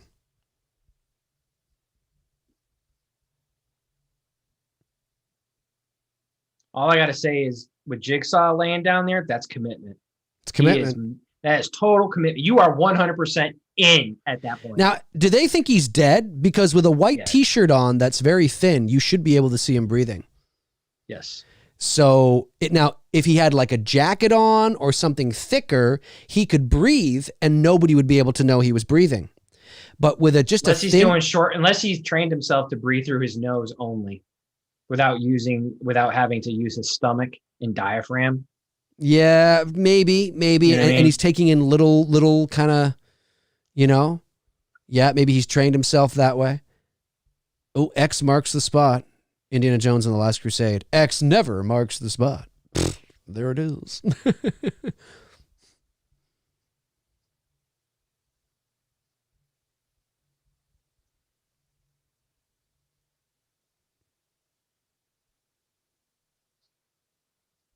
Yeah, can you imagine having to saw off your own? That would suck. You see, and I think even with what's his face there, the guy that had to saw off his arm that movie 127 Hours was based on, I don't think he felt anything. And I think because I think everything had, like, I think his arm was adrenaline. And I think his arm was beginning to die, or like the tissue or something, because he was there for like 2 or 3 days, something like that, or maybe it was longer. I can't remember. But I remember that dude is a living, walking definition of miracle. Yeah, he tied like something around, obviously, because he doesn't want the blood or whatever. But I think he said, I don't think he felt a lot of pain, or he did at first, but once he got through, yes, he did. And I think the most pain was from the tendons or something like that. It was like, oh, like shooting pain or whatever it was. Fuck, man. Can you imagine? No. Oh, being in that position, that would suck. That's like that to me is scarier, freakier, and more like, oh, than something extreme that the later Saw films go to, because I can't imagine a scenario like that. Like, I can't imagine a scenario where it's like crazy contraptions and this, that, and diving into, it's just like, it's cool, but I can't imagine it. It's too extreme. Whereas like the first Saw movie, everything is it's crazy, but it's like, oh, fuck. Like, I can imagine, like, it feels almost tangible, almost like plausible, you know?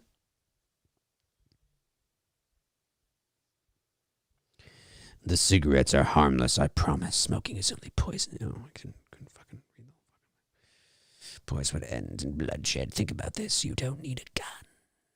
See, it's like a fucking video game. It's like a fucking video game. Macca525 says, is, Dave, would good you old flip recommend phone. the remake of Pet Sematary? I've never seen the remake of Pet Sematary because I thought it looked like ass, and apparently the general consensus is that it's ass. Which is unfortunate because I like see. John Lithgow. And he's Yeah, in that, I like John you know? Lithgow too. And I think Pet Sematary, like I said, I think it's, I can understand why maybe you want to remake it. But when I saw the trailers. I didn't watch it because of the same thing. I heard it was shit. And I was like, that sucks because he's a really good actor. Yep. When I saw the trailers, I was like, no, I'm not interested in watching this. Just looks like a typical fucking Hollywood horror movie. And it's not that those aren't fun. I mean, it's not that there aren't room for those, but I guess just, the older I get, the more I guess it's because there's such a dime a dozen now. Like those kinds of horror movies there's so many of that kind of stuff. It's always nice when one comes along that's different. Like, I know not everybody liked Hereditary. I get it. But I thought Hereditary was great. It was like, oh, this is a bit different. This is weird and eerie and psychological and, and The Conjuring, like that first Conjuring movie that came out. It's like, oh, this is great. This is different. That first Insidious movie, but it just seems like when Hollywood, find something good, they go, no, let's make 500 more. It's like, yeah. What, you I mean get like it. Halloween coming out in 2018 and just calling it Halloween, and Scream coming out next year just calling it Scream? That's right. Texas Chainsaw Massacre coming out, calling it just the Chainsaw Massacre. Let me guess. I wonder if they're going to make a Nightmare on Elm Street and just call it A Nightmare on Elm Street. Probably. God, they really do lack fucking imagination, don't they? Well, that's done on purpose too. It's all marketing and being able to, it's like soft rebooting.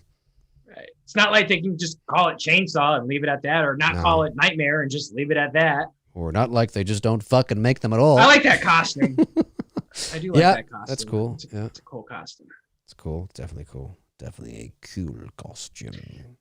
I loved Hereditary. Midsummer was fucking weird. Me and my friend who went and saw that, we were like, what the fuck? Yeah, Midsummer was... It was just weird. It was cool. Especially the orgy scene. I was like, okay, this is fucking, and I'm all for sex jokes and shit, but man, that was just...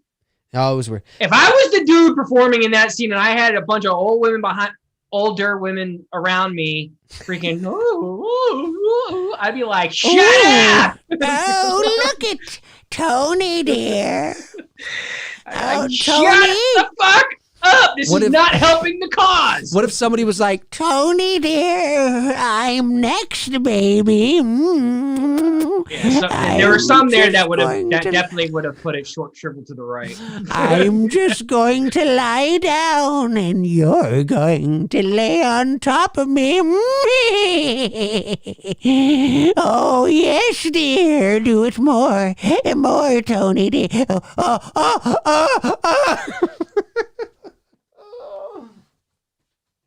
You're such a handsome man. and then there's an old guy that wants in on it. Hey, let's do it up, Tony.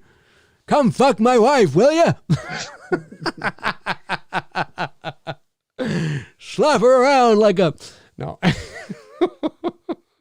Oh, man. Dave, I think Dave like snorted an 8-ball before we went live tonight. No, I don't know. No, I just like having fun. Sometimes I'm in a mood. I don't know. But no, I mean, and like the first Conjuring was great. The first Insidious was great. It Follows was good. Yeah, It Follows was an interesting. Yeah, I don't like them as much as the others I mentioned, but yeah, but again, it was interesting. Like, it's not that there aren't interesting, different. I guess it's. I know you're not a big fan of it, but I like the Paranormal Activity films. I thought they were good. I like the second one a lot. The second one one's good. Liked a lot. Yeah, with the sisters. Yeah, I quite like that a lot.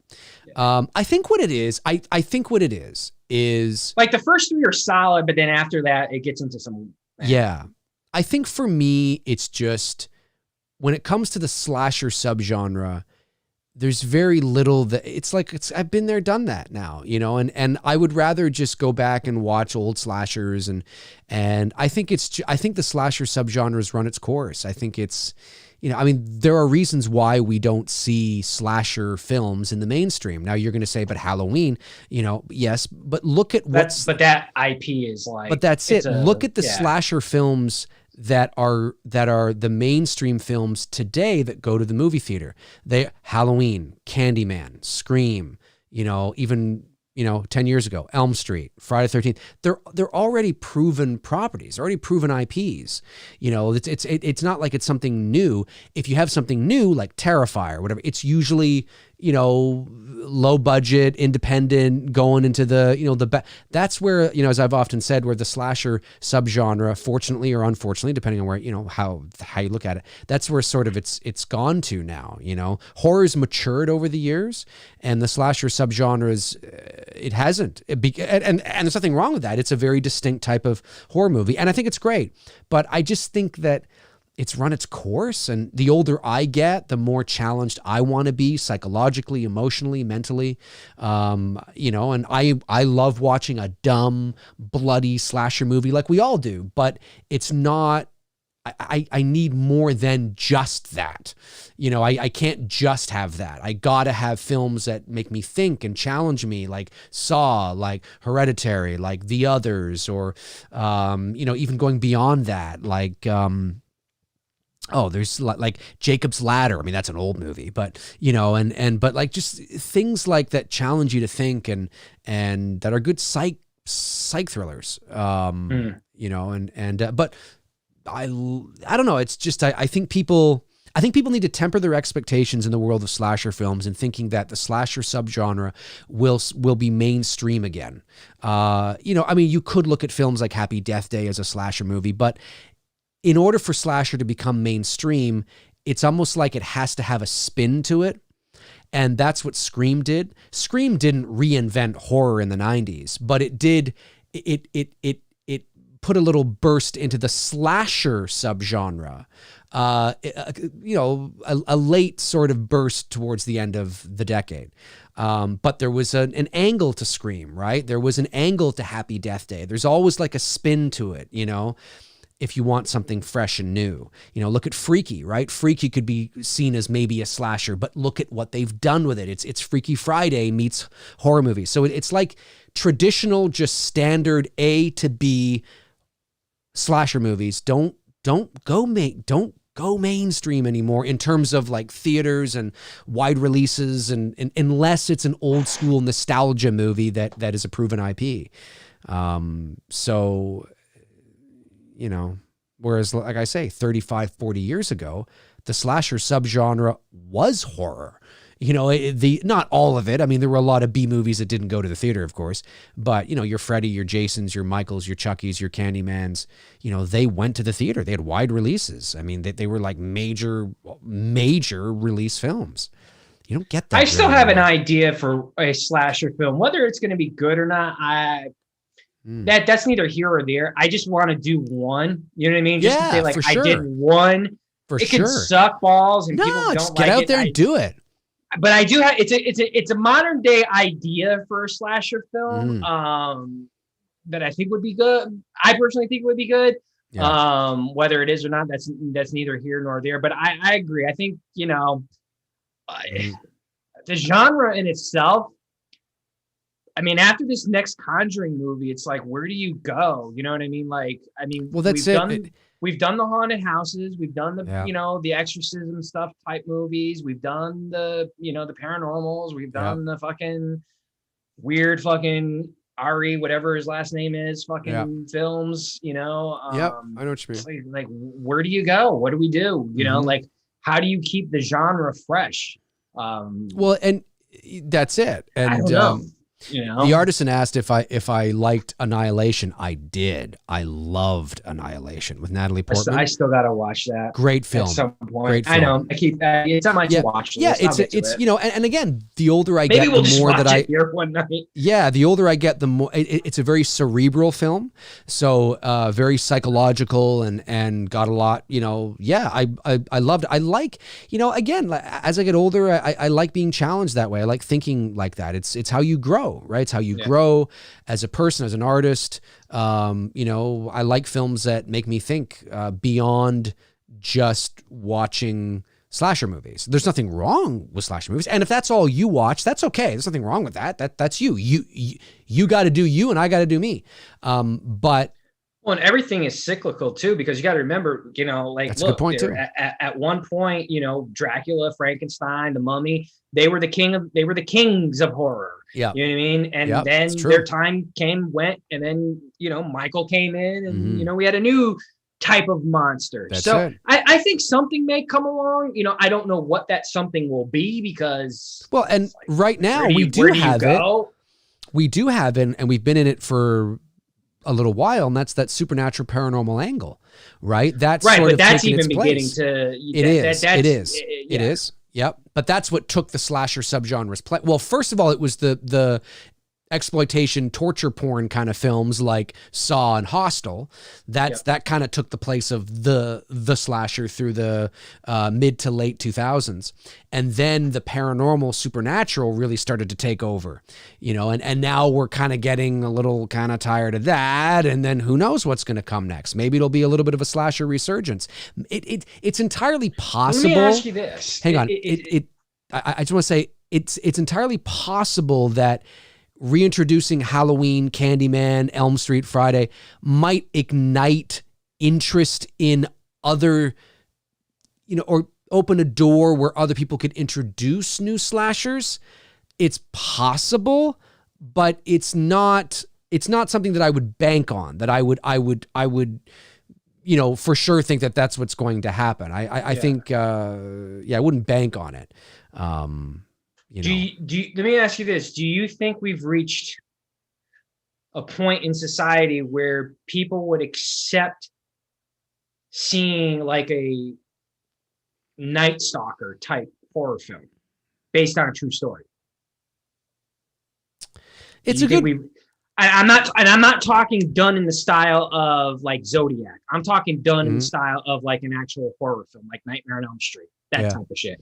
Do you think we've reached to that point in society that probably we can not do those types, or do you think that's something down the road that probably will come one day? Maybe down the road. I say probably not, because because of the climate today and because of everything that's going on in the world, and people are really questioning, and it spills over into everything, right? They're questioning violence, and they're questioning, like blaming the violence for where we're at in society. Yeah, it's just there's a lot of when you make a horror movie or you make a movie, and there's a lot of, I just think there's going to be a lot of red tape, to go through, unless you make it independently. You raise money, you have the rights to do it, you don't have any red tape, you can do whatever the fuck you want. But then that doesn't mean that, people are going to want to watch it or see it, or, it's difficult to say. I don't know if we have quite yet, but. You could do Jack the Ripper, though. I think enough time has passed with that. Oh, for sure. And do Jack the Ripper in a Nightmare on Elm Street type style movie, not like From Hell. I love the movie From Hell. I thought it was great, but I like to see Jack more portrayed like a Freddy Krueger type. Yeah, and really see that true evil side of Jack the Ripper. Yeah. Not get into the whole, like, who was Jack the Ripper, the whole political side of it. Was he connected to the royal family and all that shit? But the more, keep it dark. Yeah, I know what you mean. I know what you mean. John Wayne Gacy would be an interesting horror film. Yeah, John Wayne Gacy. That'd be a very interesting horror film. Oh, yeah. Yeah, it's totally true. Totally true. Ted Bundy would be all right. I mean, you could actually make sequels out of that with that dude. That dude, I watched that. You see the Zac Efron Netflix thing? Did I see what? The Zac Efron Netflix thing with Ted Bundy. No, I haven't watched it. I haven't watched it. It wasn't like great, but it was watchable. Right. Ed Kemper, that'd be another one. That dude was fucking nuts. That dude was Jason Voorhees in real life. Like Ed Kemper? Real. Yeah. Yeah. He's in Mindhunter. He's one of the characters in that show. Can't remember. Is it Mindhunter or Manhunter? Fuck, I'm bad with names. I can't remember what it is. But anyways, yeah, Ed Kemper, the serial killer. Yep. Woohoo! Oh yeah. Fucker was Yep. nuts. Yep. Oh yeah. He did some really fucking weird shit. Yeah, he did. Dahmer, yeah, now we're getting into the cannibalism shit. But that would be like, Yeah. that's some Leatherface shit, man. I guess you could do it because we've seen it before.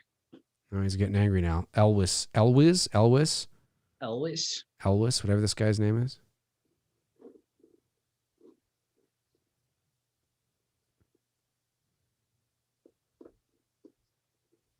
I'm so lost right now. I haven't been paying attention. Sorry, guys. Nah.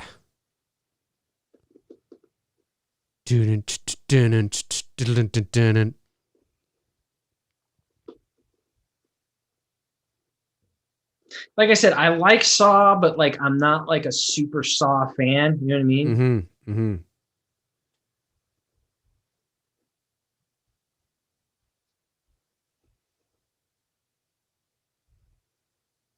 Yeah, no, it's a great movie though. First one's a very, very good movie, all on its own. It's fantastic.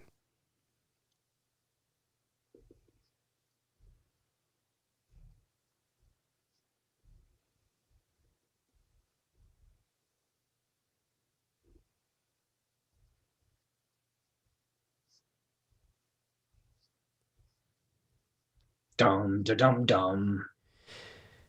And the movie that James Wan did after this movie was Smurfs. Nope. Smurfs, yeah. I believe it was either the Kevin Bacon one or Dead Silence. I think it was Dead Silence. I think he did Dead Silence before he did the Kevin Bacon one. What was the Kevin Bacon one called again? Death something? Death Sentence or something like that? Can't remember.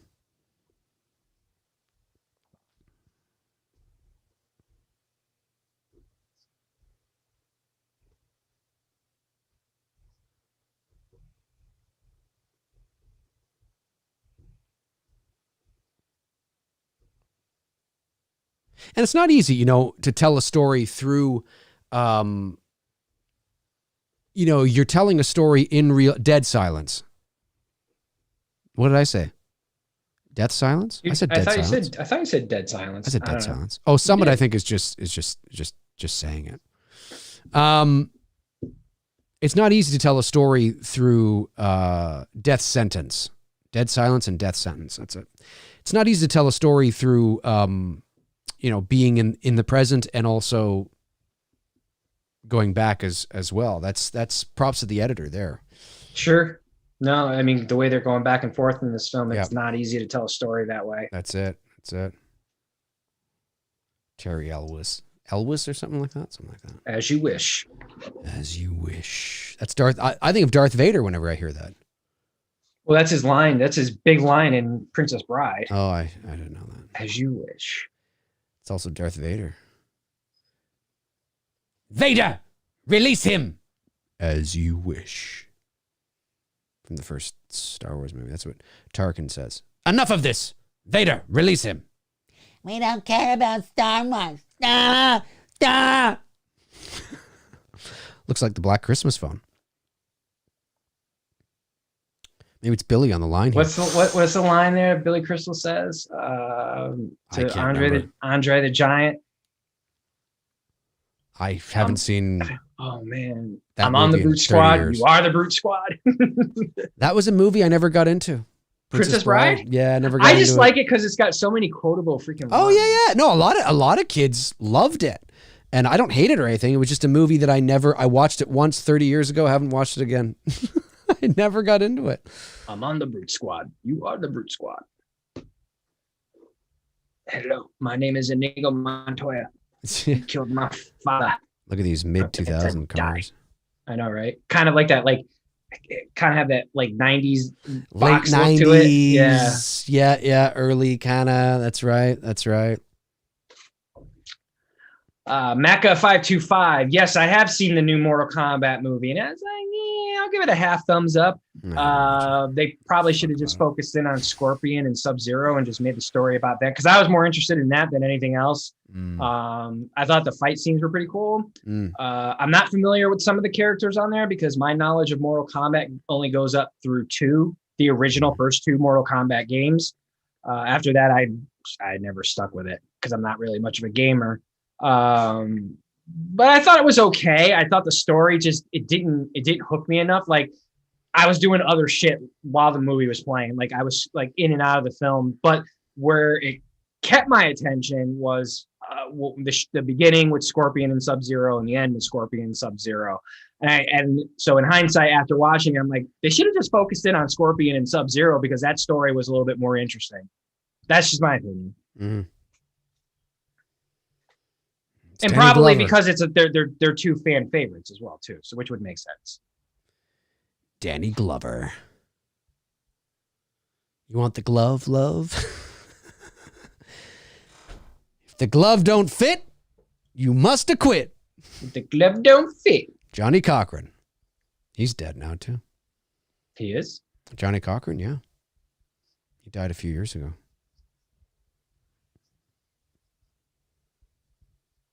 O.J. Simpson. So fucking guilty. It's ridiculous. Jesus.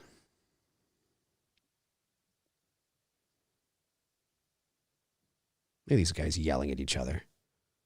Somebody's gonna saw one of their limbs off. You bitch, you son of a fucking bitch. You motherfucker. Oh, they're just blaming each other now. I did not cheat on her. I want the truth. You can't handle it. Lee Winnell looks like he's ready to go work for like Facebook. He's got the jeans and the white shirt. He looks like he's ready to just sit down. He literally looks like he would be like an IT guy. Doesn't he? Lee Winnell? Yeah. He looks like he looks like he'd be like an IT guy. IT guy. I am fucking done today. I'm going home. That's it. A pissed off IT guy. That's right. That looks exactly like what he's doing. We don't need an Insidious 5 Kingslayer, but I will say this, because Patrick Wilson is getting his first shot to direct, I want to give him the benefit of the doubt because I like Patrick Wilson. You know, I try to support as much of the stuff that he does. Actually, I just saw Aquaman for the first time, and I had no fucking clue that he was an Aquaman. I had no clue that he was the villain. He was well, James Wan directed Aquaman. I think Wan likes Patrick Wilson. They got a thing. I think so too. I think they're buds because I was like, when I saw him in there, I'm like, fuck, it's fucking Patrick. Yeah, I mean, look, I don't think we need a Insidious 5, but I like that he's getting his shot to direct a film and you know, get his feet wet and maybe you know, he's gonna do some more horror stuff. You know, maybe. Who knows? You may be right. In fact, I've only seen the first 2 Insidious, but I'm going to watch this one just to support for him. I've actually seen the 3rd Insidious. Lee Winnell here directed the 3rd Insidious. And you know, it's not as good as the first one, but it's not bad. And I think it's because Lee Winnell directed it. Lee Winnell is actually shaping up to be a pretty decent director. I mean, Insidious 3 was okay, not bad. Upgrade was really good. The Invisible Man was really good. You know, sounds like Insidious was like what could be for Patrick, like a stepping stone, you know, to get your feet wet as a director. Yeah. And you know, go from there. We'll see. The only thing I didn't like about Aquaman is it was too bright. And those who have seen Aquaman understand what I'm saying. Like when you watch Zack Snyder and how he brings Aquaman into that universe, it's very dark and gritty. When you get to James Wan's Aquaman, it's very bright and colorful. I kind of liked Snyder's dark, gritty world of Aquaman better. That's just an opinion. Gotcha. Well, we're getting close now to. They think they're figuring it all out. 6 o'clock, bitches. Here it comes. Here it comes. Get ready. Yeah, and I love how you think it's this guy. Yes, you think it's the false direction. Right. They did a really well. Like I said, when you get to the ending and you find out the guy at the end is laying on the ground is really the dude. I'm like, dude, I'll never forget when I was sitting in the theater watching this, and he got up from. I was like, what? I didn't see it coming. My buddy Joe was like, what? And his girlfriend at the time was like, what? And the whole theater was like, what? It was great. Yeah, loved it. It was a cool twist that no one saw coming. I will give it that. The rules. Rose or Vera Farmiga, and I never know how to pronounce that chick's name. I think it's Farmiga, isn't it? Farmiga. I think I'm assuming Rose, you mean her sister, the girl from The Nun, right? I think that's her name. I don't know. Vera. Well, Vera, of course. Vera's my girl, man. That's good old Lorraine. Vera. Look at that flip phone. I want one. I got one. I should go get it. I should go. I tried to charge it the other day. Didn't work. Didn't charge. It did not charge. I mean, the phone's from 2005, so I'd be surprised if it did. Yeah, what are you going to do now, bitch? What are you going to do now? Yeah, that's right, you son of a... Yes.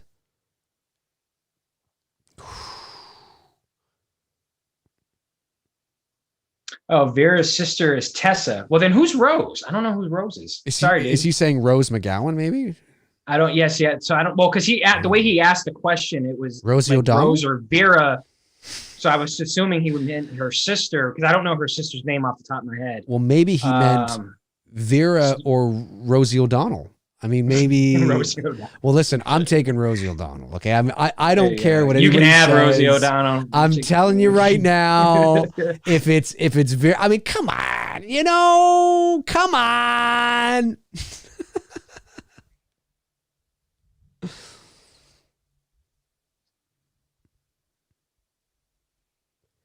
And I like how things come together too, how like the past and the present, they come together and now you're solely in the present. Do you know what I mean? Yeah, yeah. I like when movies do that as well.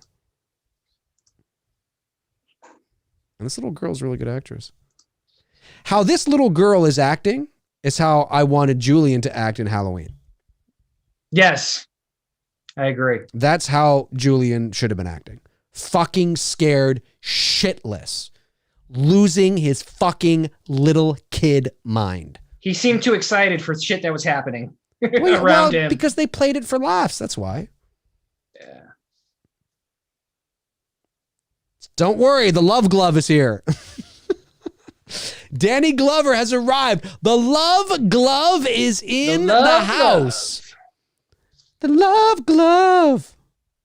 Every time he comes on screen, there's a pause. The love glove. And then it continues. Yeah, I don't think I'll be watching, Cody. I don't think I'll be watching Bates Motel anytime soon because it's not available to stream. So unless it becomes available to stream, I'll watch it. But it's not on Netflix anymore. Oh, well, there you have it.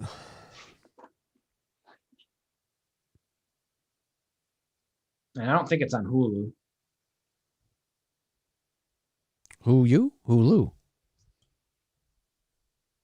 Did he just say Diana? Like the Paul Anka song, Diana? I don't know. Do you remember that song by Paul Anka? Yeah. My dad used to play that shit back in the day. He was a big Paul Anka fan and Johnny Mathis fan. Lots of Johnny Mathis played in my house.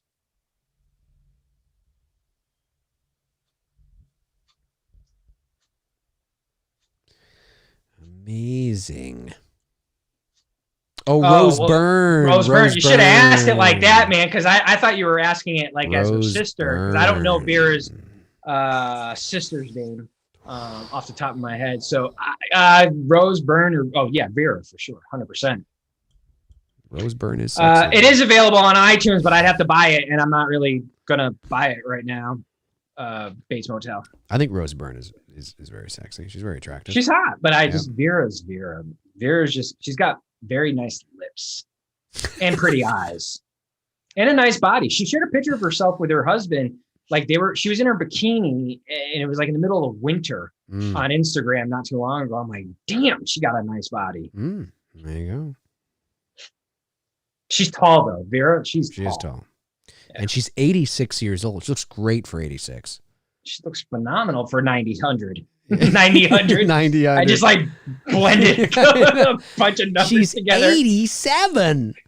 It sounded like, remember like when you were a kid and you were like, yes, 90-100,000. That's it. She's 87. Well, she can still watch. That's about all she can do. Tasia, I don't know. I'm probably saying it wrong, Cody. Farmiga. That's her sister. That's the chick who played in The Nun. Okay.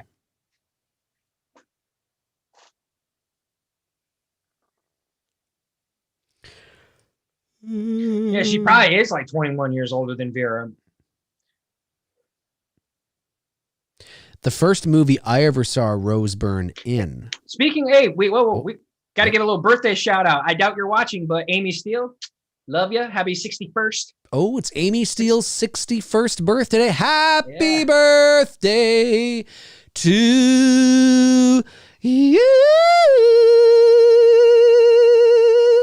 Still want to bang you. I still want to bang you. I still want to get that Ginny. But see, if you play it like it's a ballad, it's okay. I still want to bang. Of course, she'll probably smack me for saying that, but that's all right. Probably. So she's a Taurus. So she shares the same birthday as my dad. That's cool. Yeah. I like when you said that about your father. I meant to say that earlier, cool. And then I forgot to say it, and I'm like, oh yeah. Here it is. Amy, my girl's birthday. Yeah, he's straining. He's like, I need it. This is it. He's fucking pissed off. He's like, God damn it. He's going to do it. He's going to chop off his own fucking leg. Holy shit. No. And Lee, when I was like, yeah, calm down, man. He's like, no, I gotta say. That was me when I was 13 when I got dumped. I gotta say, though, Terry Elwes, or how do you pronounce his name? On the ground crying. No, but look at it. That's a great performance. Oh, it is. That's a great performance. Believe him. I very much believe him. He looks frustrated, angry, pissed off, at his wit's end. I totally buy it. Totally believe it 100%. Look at this. This is so great. He's actually... Can you imagine where you have to be in your own mind to actually do this? Oh, my God. And it's not... Oh, yes. Ah! Oh! Oh! Now, remember, in 2000... Like, now, this is nothing now, right? In 2004... This was like, no way. Like, this is the moment you've been waiting for. You know, you've been waiting for this moment. You know? It's fucking brutal. It's great. It's great. It's fantastic. It's fantastic. It's great. You know, I have the cookies and I put the cookies in the front of the refrigerator and it's great, you know.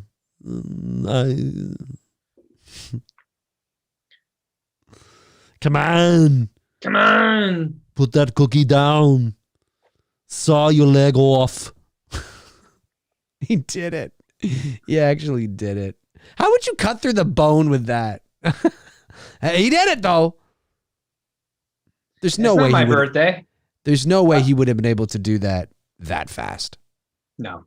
There's no way. My birthday's not till the end of the month. That's right. After Dave's. Dave's is before mine. Yep. That old fart Dave McRae. Yep, I'm a youngster. Fuck, that Dave McRae's a fucking dick. Fucking can't stand that Dave McRae's just the old man. Oh, he's such a dick. McRae's a fucking ass. Yeah, your birthday's the day after. Well, we have my birthday, Billy's release, and then your birthday. Billy's release, that's right. And your birthday. We'll be on a hiatus at the end of the month, guys. Just giving you a heads up, a little break. Yep. I'll be on a little birthday weekend thing. Yep. Here it comes. He's going to shoot him. Holy fuck. Can you imagine? I want to live again. Look at his face, too. It's like, no. Oh!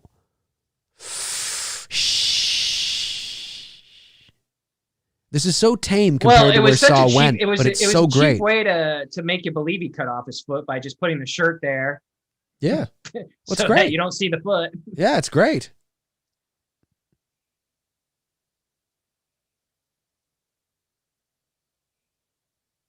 Think of where you'd have to be.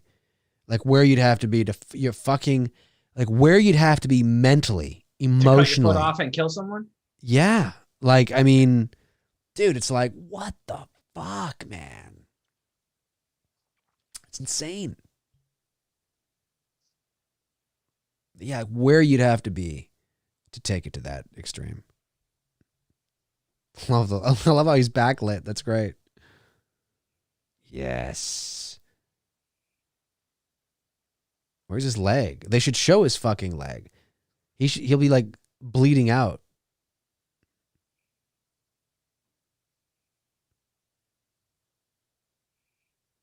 This is so good. Oh! Those are the rules. Those are the rules. Oh, he's alive! It's alive! A fight to the death. Here it is. It doesn't... Yeah, I fucking forget what happens here. This is great. It's like watching for the first time almost. Oh, that's right. He beats him with a... Oh, my God. Can you imagine? He's going to have a headache tomorrow. Ooh, dude. Can you imagine? Oh, it's so great.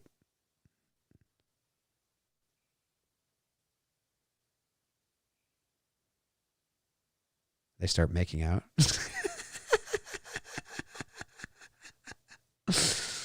They fall in love here. It's weird. It looks like the ending of Titanic. It does. It does. It's like Jack. It looks like Jack. It totally does. The color grading doesn't help either. It totally does. And it's like someone make a meme out of that. This is the beginning of a beautiful love. This is it. They fall in love. I'll never here, let folks. go, but I'm letting go. Yeah, they fall in love here. Somebody should play the Titanic theme over this. Over this, yes. That'd be so good. Do, do, do, do, do, do, do, do, Oh my God. do, do. Na, na, na.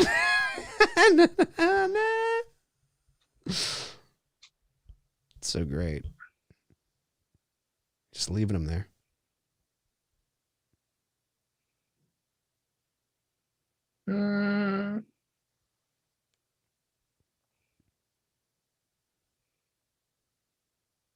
Yeah, he could be like he could be bleeding out majorly. They should be showing like lots of blood like coming from his leg. I know they won't, but they totally should. They totally should have done that.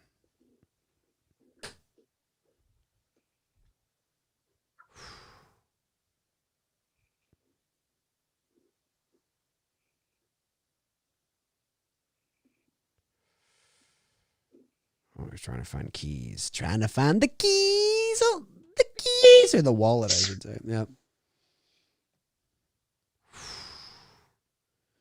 Damn it! I need help. The key. The key. The keys. Oh, The key. the keys. Oh, Paul, I give you all. It's like a. Oops, another recording. It's a heavy metal version. I do like the theme. The Hello Oh, Zep. yeah. Dun, dun, dun. It's like such a cool theme. Yep. That's on my horror playlist. Yeah, it's a good theme for sure. No doubt about that. Zep. Zip. It's all coming together now. It's all coming together.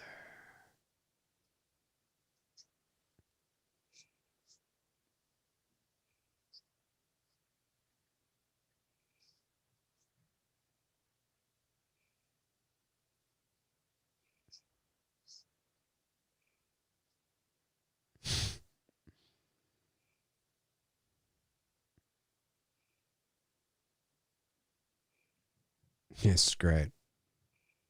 Oh, there he is. There he is. Like, I remember this was so shocking. It was so shocking. It's like he's just given birth. I know, right? He's doing like some fucked up yoga. He is. Taking off the prosthetics. It's like, yeah, that's right, bitch. Yeah, I remember this was like, no way. He was there the entire time. Yeah, it's the metamorphosis of Jigsaw here.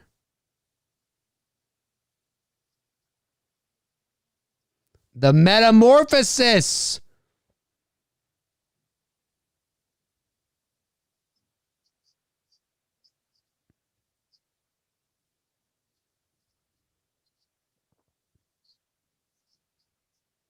Tobin Bell. Remember the episode of Seinfeld that Tobin Bell was in? Yeah. He was the record guy or whatever. I want to play a game. I want to play a game. That game is me fucking you up. Oh, it's electrical. Jesus, that's a lot of fast cuts. That would have been a lot of cuts in that editing timeline. Does that guy survive? I can't remember. I don't remember either. I just know that when he goes to the door and he closes the door, like nobody's. That's the end of the movie.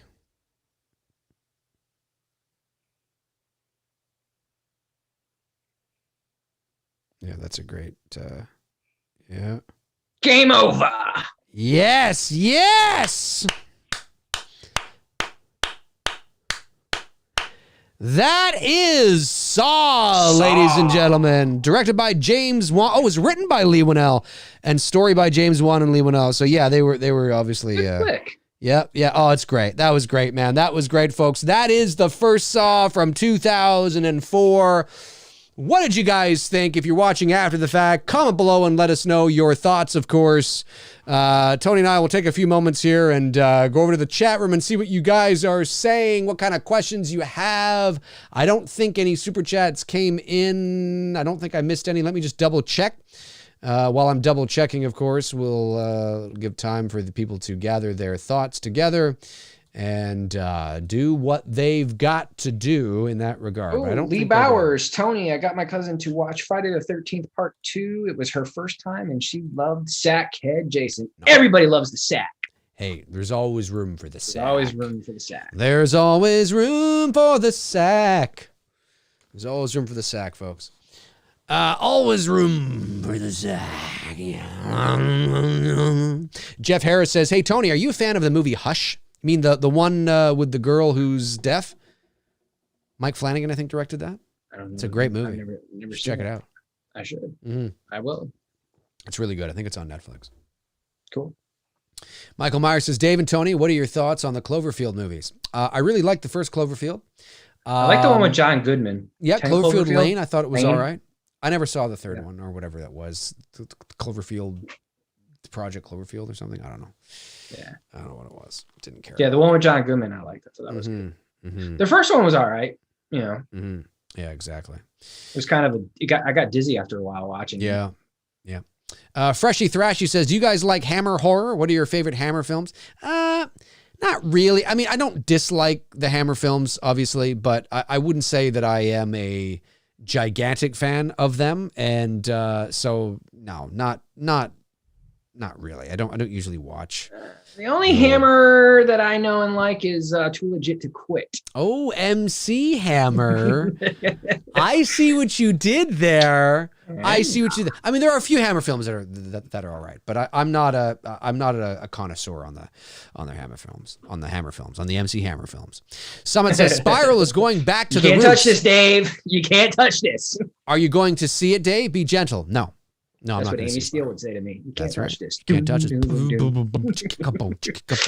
Oh, No, Amy! Come on. I'm I'm 20 years younger than you. I'm ripe for the picking for you right now. 19 years younger. Ooh, see, it gets even better. It's even better. I am not going to see Spiral in the theater. I will not me pay to either. see it. When it comes on Netflix for free or whatever, yeah, I'll probably watch it. I don't think it looks that. I don't think Spiral looks good. I don't think Spiral looks bad. I just think it looks. I didn't even know the fucker existed until 2 hours ago. I know. But when I watch it, I'm like, this just looks like something I've seen before, but now with Chris Rock. I'm But that's, sorry. me saying I'm not going to go see that's the truth. it's not saying a lot because I'm not seeing The Conjuring 3 in theater. I'm going to watch it on HBO Max. So There you go. it's not like, you know what I mean? Like, yeah. There you go. Big Bopper sends in $2. Thanks, Big Bop. Hello, baby. Baby, Chantel lace with a pretty face. Did you guys buy Congo 4K Ultra HD yet? Bet that guy did. I did not even buy Congo 1080p. No, same. I actually haven't watched Congo in many years, but I have a fond memory of the movie Congo because I saw it in the theater. I'm assuming he means the 1995 one. Yes. I know. Yeah, I remember watching that in the theater. That was at a time when movie theaters were starting to introduce THX surround sound into the theaters, and so it was kind of a big deal. And I remember that was one of the first movies I watched with that kind of sound, and it was really cool. I haven't watched the movie in a long time. I think what's her name? I always get her name mixed up. I know Ernie Hudson's in it, I think. No, I haven't bought it. I didn't even know 4K was out. No idea. Yeah, I didn't know it was either. Didn't even know. Tyler Davis says, Tony. Didn't even know. What's your favorite? I got all Kurt Cobain on that one. Wow. What's your favorite Nirvana song? Oh. Tyler Davis asks. Apropos of nothing, right? Shit. I don't know. It's a mood thing for me. Like, how about this? I'll go by like off of Bleached. I love School. I mean, About a Girl is good too, but School is probably my jam off that. Mm-hmm. Off of Nevermind. Man, I love Lithium. I love Stays is a really good one. I mean, yeah, I could say Teen Spirit, but like fucking everybody's gonna say Teen Spirit. Fucking love Lithium. The original title of Smells Like Teen Spirit was Smells Like Ass and Shit, and they decided to change it, and Stay Away off of is another good one. Rape Me off of In Utero is good. All Apologies is great. Heart Shaped Box, obviously. I got Penny you. Royalty. I mean, I don't really have one. I love all their music, from Bleached all the way up through In Utero. In fact, they're I know everyone loves their New York Uncut album, but honestly, if you can listen to their Live and Loud album, it's a really good live show of theirs. You can listen to it on Spotify. I have it on vinyl and on Spotify. It's probably one of Nirvana's best live performances. Kurt was like on his like A game that night. Okay. I was fortunate enough to be able to see those guys in concert back in 92, 3. So yeah. Very cool. Daniel Hirel sends in $4.99. Thanks, buddy. Appreciate it. Says, Dave, I got to tell you, you've made countless hours of commuting to New York City for work bearable. I do thank you for that. Longtime supporter of the channel. Well, thank you very much, Daniel. I appreciate you saying that. I appreciate the support to the channel. And I'm glad that the shows here on the channel, this one and others like it, are helping you, are entertaining you on your commute to the Big Apple. Stay safe up there, man. The cities are freaking crazy right now, man. Yeah, did you hear the nonsense in our city this past weekend? Fucking 24 people got shot in my area. Wow. 4 died. 24 people got shot, 4 died. What? Like, is it gang violence or just people? Fucking kids going bonkers. And I'm telling, when I say in my area, I'm talking like within a few miles of where I'm living. Okay? That's like insane. Atlanta's like fucking nuts. And I know New York, man, is the same thing. They're dealing with some crazy shit out there. So just be safe, buddy. Yeah, that's insane. That's insane. King Slayer says, have you seen any of the Silent Night, Deadly Night sequels? I have not. I've seen the first Silent Night, Deadly Night, but I didn't like the first Silent Night, Deadly Night enough to bother watching anymore. So I only saw the original Silent but Deadly from my brother. Silent but Deadly. Fart. I got it. That didn't land. That did not land. I got it. Somebody's gonna be like, I don't get it. It's the way it goes, folks. Let's see here. American Turkey Burger says, does anyone know of a cheap exorcist in Northern Kentucky area? Asking for a friend. I can do it. I've seen the movies. I can do it. The power of Christ will compel you. That's it. I'll just pick random stuff from the Bible and just kind of wing it. Yeah. I know nothing that's in the Bible, and I will just start saying stuff that sounds like I know something. Exactly. I'll be like, That's Jesus. all you need to do. That's all you need to do. I'll just start saying Bible names like Jesus, David, Matthew, John. Yes. Hey, your name is, by the way, your name is very biblical. Yeah, I know. That's why I just said it. I would literally start by going, I would go, Jesus on the power of Christ, Matthew, Jesus, John, David is here. I can't call you David. I know that's your birth name, but I is can't call you penetrating. David is penetrating the evil forces that are inside of you right now. Jesus has got a hold of you right now. He is going to tear this demon apart. I could become a preacher. That's what I'll become. I'll become a preacher. If I had my choice of getting a biblical name, I think I'd want Malachi. That's such a cool name. Whoa. That's pretty intense. It's intense. But it's cool. It's like it kind of has a dark side to it too. That's what I like about it. I got you. I mean, I wouldn't want Lucifer because that would just be like, yeah, you know. Well, what were your parents thinking? You know? could go to Lucifer. Why not? Why not? I mean, hey. Yeah, I mean, I guess Lucifer was an angel, right? I mean, he was a fallen one, but that's okay. The Spiral Sky Project sends in $5 and says Warner Brothers content.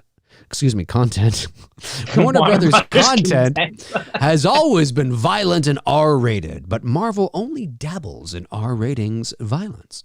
Has Warner Brothers always had violence since the 1930s? It's an interesting question. Well, most studios have R films. It doesn't take much to get an R rating. I'm not sure. Let me read this a little more seriously. Warner Brothers content has always been violent and R rated, but Marvel only dabbles in R ratings and violence. Well, the reason for that is because of the nature of the genre, right? It's a superhero genre, and you have to remember that if you are rating something R, you immediately are alienating a segment of the movie-going audience. And when you're dealing with a superhero, now you may be older and you may like the Richard, the gritty, fuck you, the Deadpool shit. I get all that, and certainly there's room for that. But at its core, at the roots and core of the superhero stories, whether it's, Spider-Man, Superman, they're PG-13 at best. That doesn't mean there aren't graphic novels out there. That doesn't mean that there aren't, stories that have been written more mature for mature audiences using these characters. 100%, absolutely, they exist. But at the core root of these characters' stories, they are, family-friendly entertainment. So that's why you see Marvel more often than not. Same with DC. They don't go R, or certainly not a hard R, like a fucking 7 or something like that. Although I would love to see that. I'd love to see like Batman in like and I get all that, because what ends up happening is that you exhaust sort of your, the novelty wears off. And then as you get older and wiser, you're no longer a kid. So you want, a more mature Batman or a more mature, a more mature Spider-Man or Superman or, fill in blank, because you still love those characters, but you're not a kid anymore. So you want more mature kind of, but they've always created there's a ton of R films from. Sure. The Joker was R, right? I believe it was. Has Warner Brothers always had violence since 1930? Yeah, most studios have had violence, and it depends on the genre. It depends on the movie, right? Yep. So I'm not sure when the R rating came into inception. Obviously, the PG-13 rating came into inception in the mid-1980s, largely because of Indiana Jones and the Temple of Doom. Yeah, some people make that mistake. Indiana Jones and the Temple of Doom was not the first rated PG-13 movie. It was the movie that essentially was the catalyst for the PG-13 rating. Indiana Jones and the Temple of Doom was actually rated PG, but when you watch that movie, here you have literally hearts being ripped from people's chests. So the MPAA at the time, the Motion Picture Association of America, was like, hey, we need something between PG-13, we need something else. And then, in between PG and R, we need something else, because PG is too light, R is too strict. and in comes PG-13. But R's been around for a while. But yeah, no, yeah, they have. And again, the reason why you don't see a lot of rated R Marvel movies is because they're superhero movies. I hate when people, and it's true. Oh, it's damn true. It's damn true. Well, what I'm about to say, and hopefully people will understand, that's still a nuance. I'm not making fun of anybody, but it is true. These are, at their core, the days of our lives. Kids movies. When I say kids movies, what I mean by that, I don't mean juvenile or like cartoony, I'm offended, Dave. You called me a juvenile. Yeah. Oh yeah. Dave. But what I mean is it's tapping into the child in all of us. That's what it's all about, right? It's tapping into the nostalgia. It's tapping into the child. That's what I mean. And I think what George Lucas means as well when he says that Star Wars was made for kids. That's what he means, is that it's got that childlike sensibility to it. It's not an adult, it's not fucking, The Godfather, right? It's this adventure kids movie. And the reason why the only kids that are angry, or the only people that are angry that The Last Jedi wasn't very good are guys our age, because, it was right. Like, I mean, it's not like, little kids are like, because. And I wasn't even angry. I don't care anymore. Well, that's what I mean though. I'm just saying, no, there are people that don't care, and there are people, but that's what happened, right? They're tapping into the kids in all of us. And that's what that means, right? So, you can't, to make a rated R Superman movie, like, you could do it, and it's not that it wouldn't make money or do well, but they want to still keep true to the principles and the fundamental foundation of these characters, right? Sure. And then once they've exhausted that, then maybe they'll explore more of the mature graphic novel stuff, which they've already begun doing anyway. And in some instances, I mean, this new Batman is likely to be more along those lines, right? Whereas you get, and I got to tell you, I'm with you. Like, when you've talked about this in the past, like, bro, I am so fucking checked out on comic book movies. Like, I just, like, other than the Pattinson Batman, I am done. Like, it just, I don't know. Thing that's so funny. I'm over it. It's not like, look, I'm not like trying to diss on people who are super excited to see, whatever upcoming films or series, but like, I'm done. Like, it was a nice 10-year run. You know what I mean? Like, I got 10 years worth of good comic book movies. I'm very content. It's funny, when I watched the first trailer for the Batman, I thought the trailer was very good. I thought Pattinson looked great, sounded great. The Nirvana song that they chose. Right, exactly. I thought it definitely looked dark, gritty. Yep, looked great. But if you didn't know,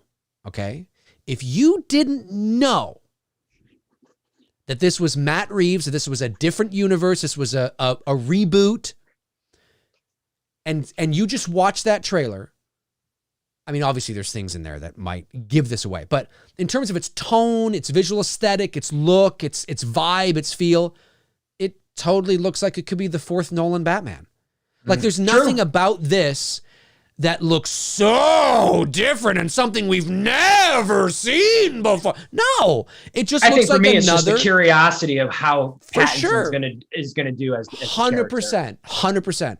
But I find it funny that you can make a movie that is just this, it looks and then people are like, oh my God, people just eat it up again and again and again and again and again. It's the same pie, but it's good pie, and people will go watch it. And I'm going to go watch it. I'm going to go see it. I can't wait to see it, but there's nothing about it. It just looks like another mature, grounded, you know what I mean? And yes, is it going to be different than the Nolan film? Of course it will be. But in terms of the tone and everything, I'm just like, it looks like a real world Batman movie. And we had 3 of those. And okay, this is another one. Okay, cool. Yeah, I mean, look, if they didn't make another comic book movie for the next 15 years, I wouldn't lose sleep over it. Oh, yeah, no, I wouldn't care either. I know some YouTubers who do movie stuff would be hurting for content. Oh, yeah, but for sure. Look, and I get it. There's still a market out there. There's still an audience for it. And I think that's great. I think that there's still, hey, look, if you got a product and people are still buying it, fucking keep doing it. Yeah, you know, that's I mean, what it's all about. That's what it's all about. I Man. always tell people, if you don't want them to make any more, don't buy it. Don't go see it. That's it. But if people are going to see it, hell, Yep. you know, that's shit. it.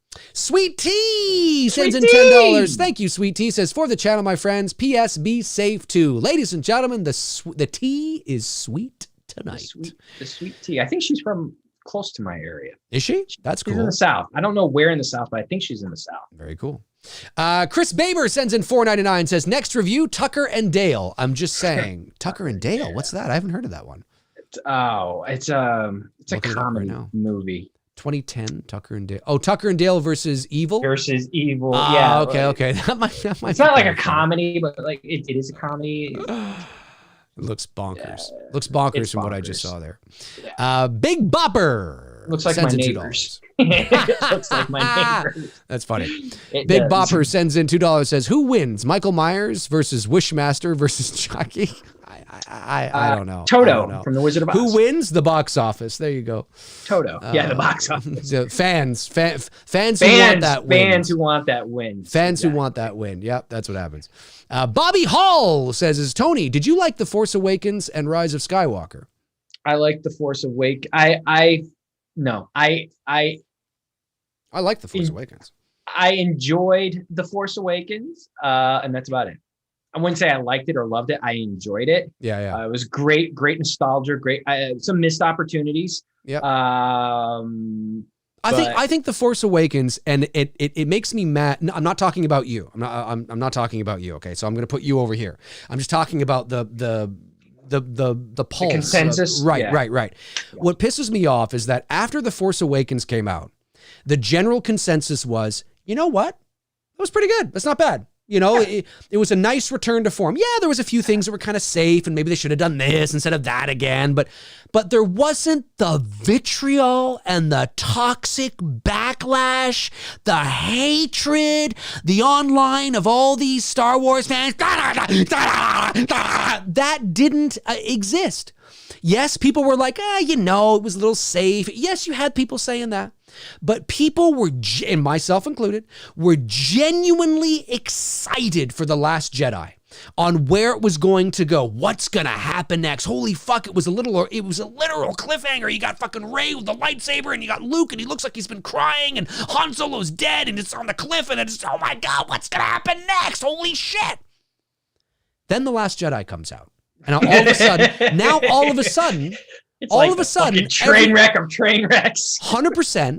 And now all of a sudden, everybody seems to think The Force Awakens is a pile of dog shit. And it's like, wait a minute. I love how your voice just went, and then The Last Jedi came out. But it's like, wait a second here. Wait a second.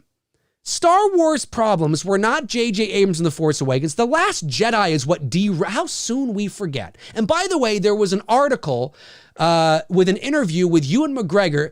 I can't tell you how many times on this channel, Tony, you remember this because you're old enough to remember this, where I have said that the Star Wars prequels, although they have their fans, you're a big fan of, Revenge of the Sith, right? Revenge of the Sith, yeah. But although they have their fans, it is the Star Wars prequels, the general consensus, by and large, were loathed and hated. Oh, for sure they were hated by a lot of people. They did. Where do you think... I felt bad, honestly, hated so much to where I felt bad for Hayden. He should not have gotten 100%. The shit that he got. And that fucking little, and what's his face? The kid. Yeah, oh, was he bullied? He was bullied. He had... Those two went through some shit that wasn't right. It just wasn't right. Yeah, there's a reason why you never saw that kid again. And also... where do you think the term George Lucas ruined my childhood came from? It came from then.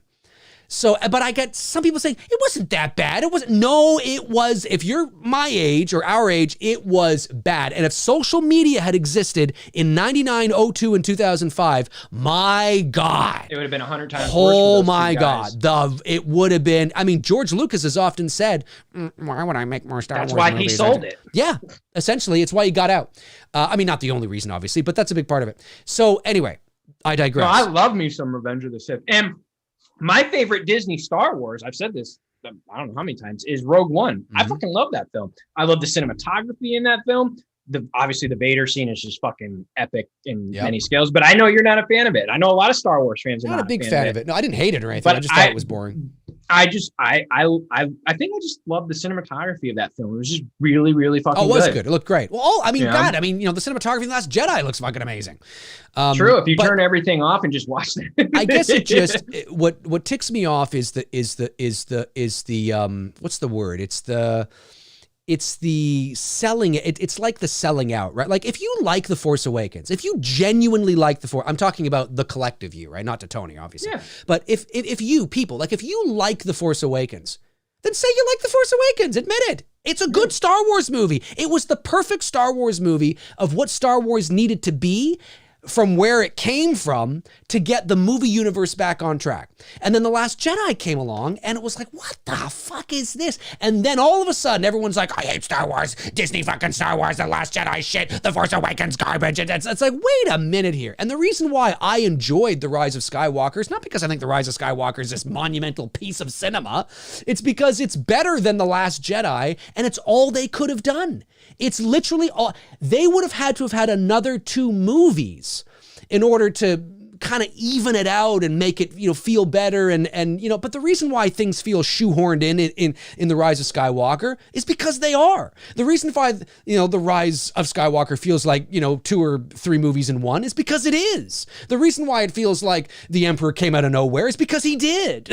Okay. I mean, this is, but that's because the middle act was destroyed. So there was only so much they could do and they were trying to salvage it. And I watched it and I was like, and I remember saying, if I can leave the theater going, okay, you know what? I was entertained. They put a Band-Aid on it. It's not great. It's not, but it's not terrible. I enjoyed it. It was a fun J.J. Abrams kind of J.J. Abrams movie. I enjoyed it. It's done. Okay, great. On with my life now, right? But these people now that all of a sudden that are like, Disney Star Wars, now it's like, wait a second here.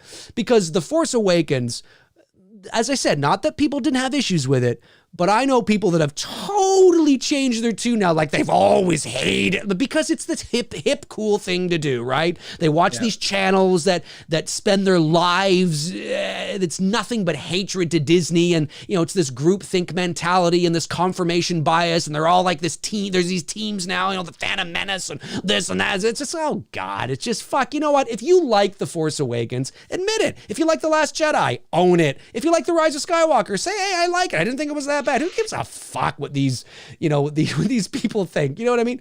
If you like it, great. But I just find it interesting from a sociological perspective how the general consensus was The Force Awakens wasn't that bad. And you know what? A lot of those channels that are saying, fuck Disney, also after The Force Awakens came out, had issues, but were like, it wasn't that bad. And I can't kind of wait for I'm kind of excited for The Last Jedi. Oh yeah.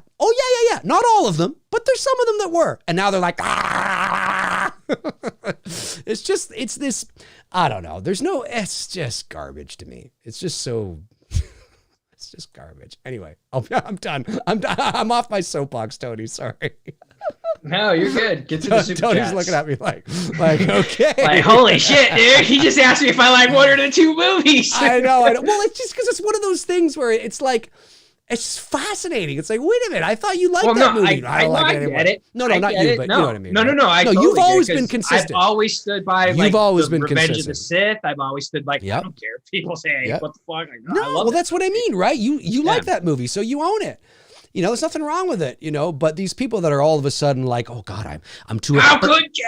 But that's what it is. I think there are a lot of people out there that are afraid to say they like certain movies that the general consensus don't like, or that the general population doesn't, because they're afraid of being bullied. They're afraid of being made fun of. They're afraid of feeling like shit. And yeah, I always say on this channel, listen, I'm very theatrical and very animated when I talk about, the Halloween movies I don't like or movies I don't like in general. But I am very clear when I say, if you like Halloween 5, Halloween, if you think Halloween Resurrection is the greatest fucking thing since, sliced bread, own it. I'm glad. I wish I could be that way, right? I wish I could like it too. I don't want to hate on films, but I think it's, you own it, you like what you like, and, and be proud of it. I don't think there's anything wrong with that. So, and that's why I'm like, I'm not afraid to say that I really like The Force Awakens. I loathe The Last Jedi, and I like The Rise of Skywalker for what it is, right? I put it in context, could it have been so much better? Well, yeah, but the second act would have had to have been better. You can't make these movies in a vacuum because they're part of a larger story. So anyway. True story. Enough of that. Sweet Tea sends another $10. Well, thank you very much. The tea is extremely sweet tonight. It says, at Tony Michael, I am from Nashville, Tennessee, but I have been living in Northeast Florida for 15 years. That's very cool. You lucky. You are so lucky. Yeah. Florida's living it right now. Florida's open. Florida's open, baby. Come to Florida or come to Texas. We are open. Oh, God. Man, we're still locked down here. I envy you. We're not locked down, but we're restricted. We're locked down. Big Bopper sends in $5, says, people should go read the original super old IMDb reviews for Star Wars prequels. It's like time traveling, reading reviews from a year now. Oh my God, dude. Yeah, it's insane. It's insane. I'm telling you, like, it was, I'm telling you, it was real for that kid. What was that kid? Jake something. Yeah, something like that. Anakin. He was bullied. He was bullied in school. He was bullied at school. Like the school he went to, his friends, obviously they weren't his friends, right? But bullies, that's why you never saw him again. And he suffered major issues. Like I think he had some mental issues too, if I'm not mistaken. I stand to be corrected on that, by the way. But same thing with Hayden. Hayden went through some shit too. Yep. Oh yeah. Anyway, the point I was making in terms of when I read when I brought up Ewan McGregor is that people often, hello there. People often tell me. I can't do him, but I can't really either. People would often say that, no, it wasn't that bad. And there was an article, I forget where it was, that I read recently of Ewan McGregor saying that, yeah, I'm paraphrasing, but he was like, yeah, it was that bad. And it was a very difficult time in my life to get through. But he loves the character. But he loved the character. That's right. Yeah. So anybody out there who says, no, it's not that bad, you either are naive, ignorant, and I don't mean that in a bad way. Remember, ignorant just means that you're not, there's two types of ignorant, right? There's willfully ignorant, those who know better but turn a blind eye and pretend it doesn't exist. That's the wrong kind of ignorant. But we're all ignorant to a lot of things. I'm ignorant to the Saw franchise. You know what I mean? We're all ignorant to, a lot of things. So it's either ignorance or it's people that are maybe too young, maybe they're in their 20s now, who have because they really loved the movies, because it was their introduction to the Star Wars universe, they have a very subjective, loving view of it. And they were only like 9, 10, 11 when the movies came out, so they weren't quite aware of the larger picture of it. Oh yeah, folks, I'm telling you, if social media had existed when the prequels came out, wow. It would have sucked for those two. Wow. It would have sucked. Oh, yeah. It would have been, at minimum, as bad as Disney Star Wars Backlash. At minimum. I think you're being generous. Yeah. I think you're being very generous. Oh, yeah. Let's not forget that the guy who played Jar Jar Binks also went through major the whole Jar Jar issues. Thing. But the actor went through. Oh my God, he was vilified. He was like that's why you never saw him again. He hated it. He retired. He said the backlash he got, he was bullied, 100%. It was exactly like it was, with like Kelly Marie Tran, who was bullied off, social media, and I think those guys went through and Daisy Ridley and what she did for sure, or what she went through. No, for sure. But I'm just saying it was like that kind of thing, right?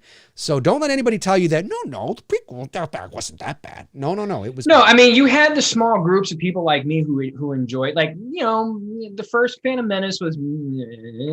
I mean, I liked the second one. What was the second one called now? Attack of the Clones. Attack of the Clones. Thank you. It was okay. You know what I mean? Like, I'll put it in the it's okay category.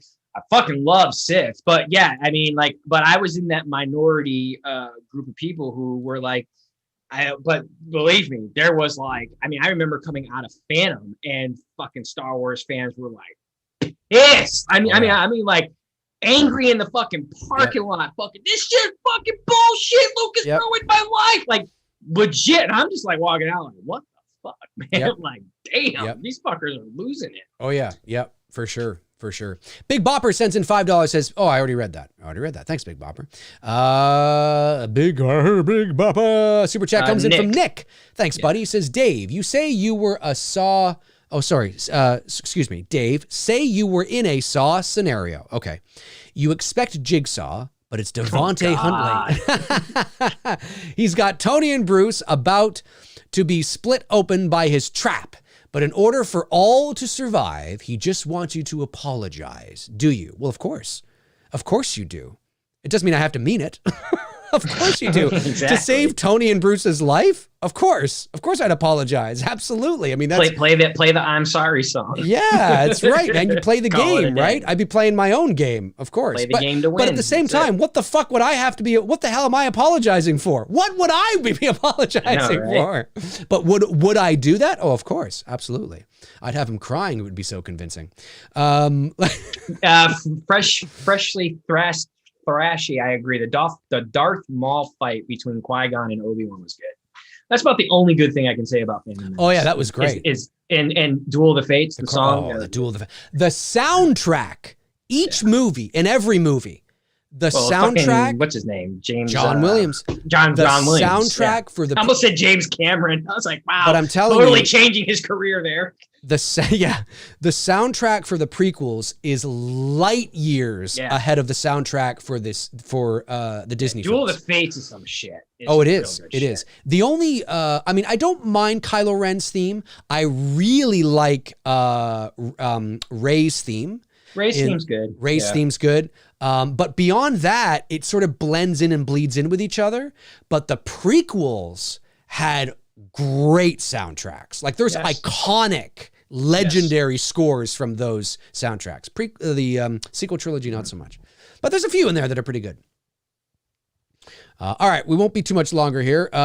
Sean Sheridan sends in €2. Thanks, buddy, and says, what is your favorite film of all time?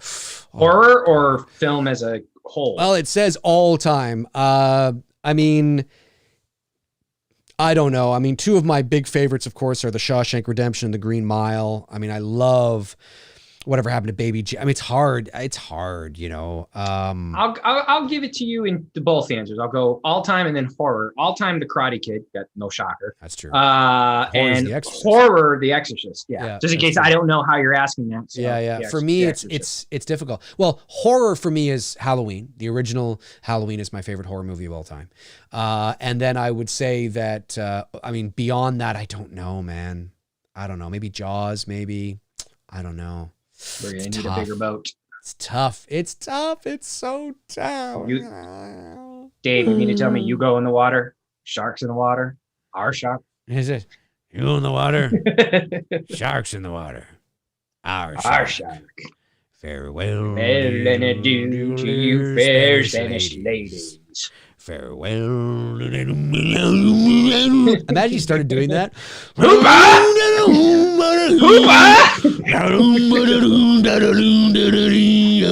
Somebody tuning in right now. What the hell is Dave on tonight? I don't know. What the hell am I on tonight? Noah Campbell says the prequel saber fights are some of the best in the series, honestly. They are, but I will say this. Yeah, the Anakin and Obi-Wan fight is good. I like it. They are, but my problem with the prequel saber fights is that they're too choreographed. It's very... You mean in comparisons to like what we got in the original? Like with the original and in the sequel. Because they're beautiful, but it's a dance, right? They're beautiful to look at in terms of a dance, but I can't help it when I watch them. It's like, why do I feel like they're dancing? It's choreographed. Well, because it is, but it's like, why aren't they trying to hit each other rather than like, it feels like it's too choreographed. I've always felt that it's beautiful. It's beautifully choreographed. Like in terms of art and the dance, it looks spectacular. It is stunningly beautiful. But when I watch the original trilogy, especially Empire, not the Obi-Wan from the first movie, I mean, that obviously is very dated, but when you watch like the fight between Luke and Darth Vader in Empire, or even when you watch the fight between Kylo Ren and Rey on the wreckage of the Star Destroyer in Rise of Skywalker, there's something that feels very organic. It feels very like they're not, and that's choreographed too, but it just feels grittier, organic, like they're really having a fight, you know, like there's really like, it's like they're not trying to, like, it feels like neither of them knows what the other one's going to do.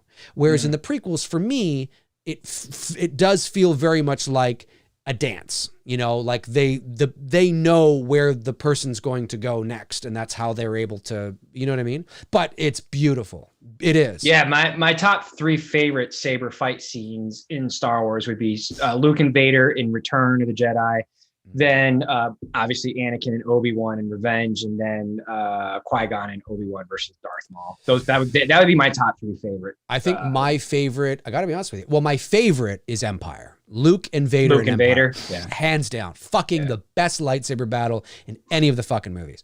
My second would probably be Return of the Jedi, for sure.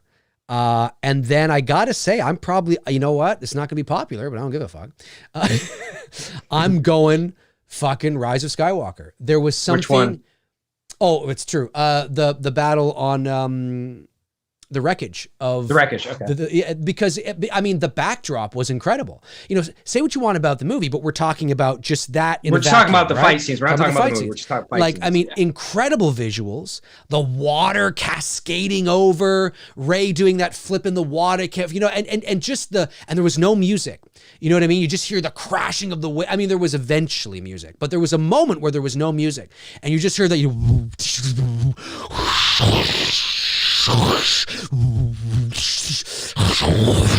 it's like, fuck, like epic. I mean, holy shit. Like, I mean, you know, you place that in any amazing Star Wars movie and it instantaneously becomes, you know, some people's favorites for sure, right? Like, I mean, it was so beautiful, and the sound design and the set design and the idea for that, you know, like I can imagine, like, hey, how about we have them fighting on the wreckage of the Star, you know, of the Death Star, and like in an ocean where like these like 50-foot waves, and you just see like, you know, and then we'll color grade it so everything looks very gray and blue, but their lightsabers like pop, you know, and it's like, and like in the writer's room, I'd be like, yeah, that's an incredible visual.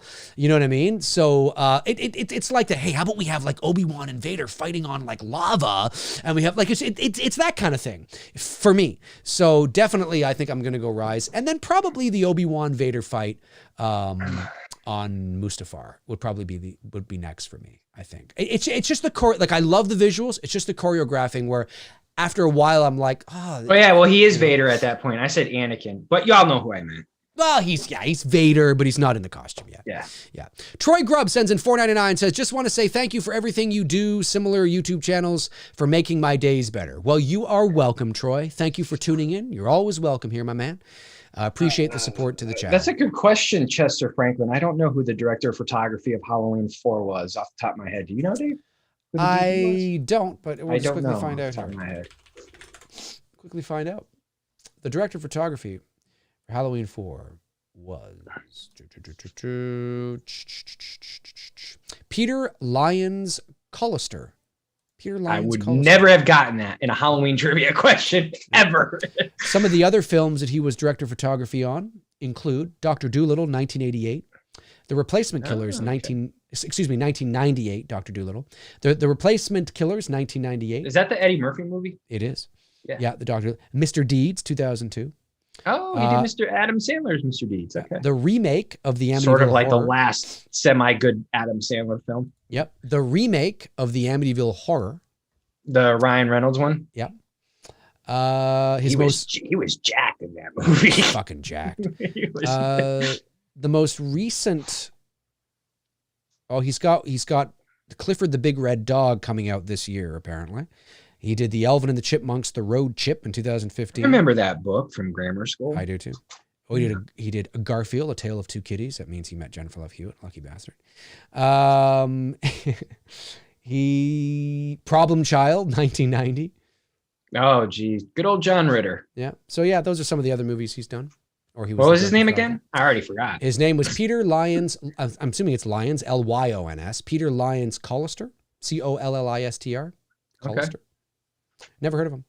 Never heard of him either. Learn something new every day. But very rarely, unless it's somebody who's, you know, past the threshold of obscurity. Like a Dean Cundy. Yeah, you know what like I mean? A Dean Cundy or a Roger Deakins or you know. There's very few DP names that I'm going to be able to call off the top of my head. That's right. That's right.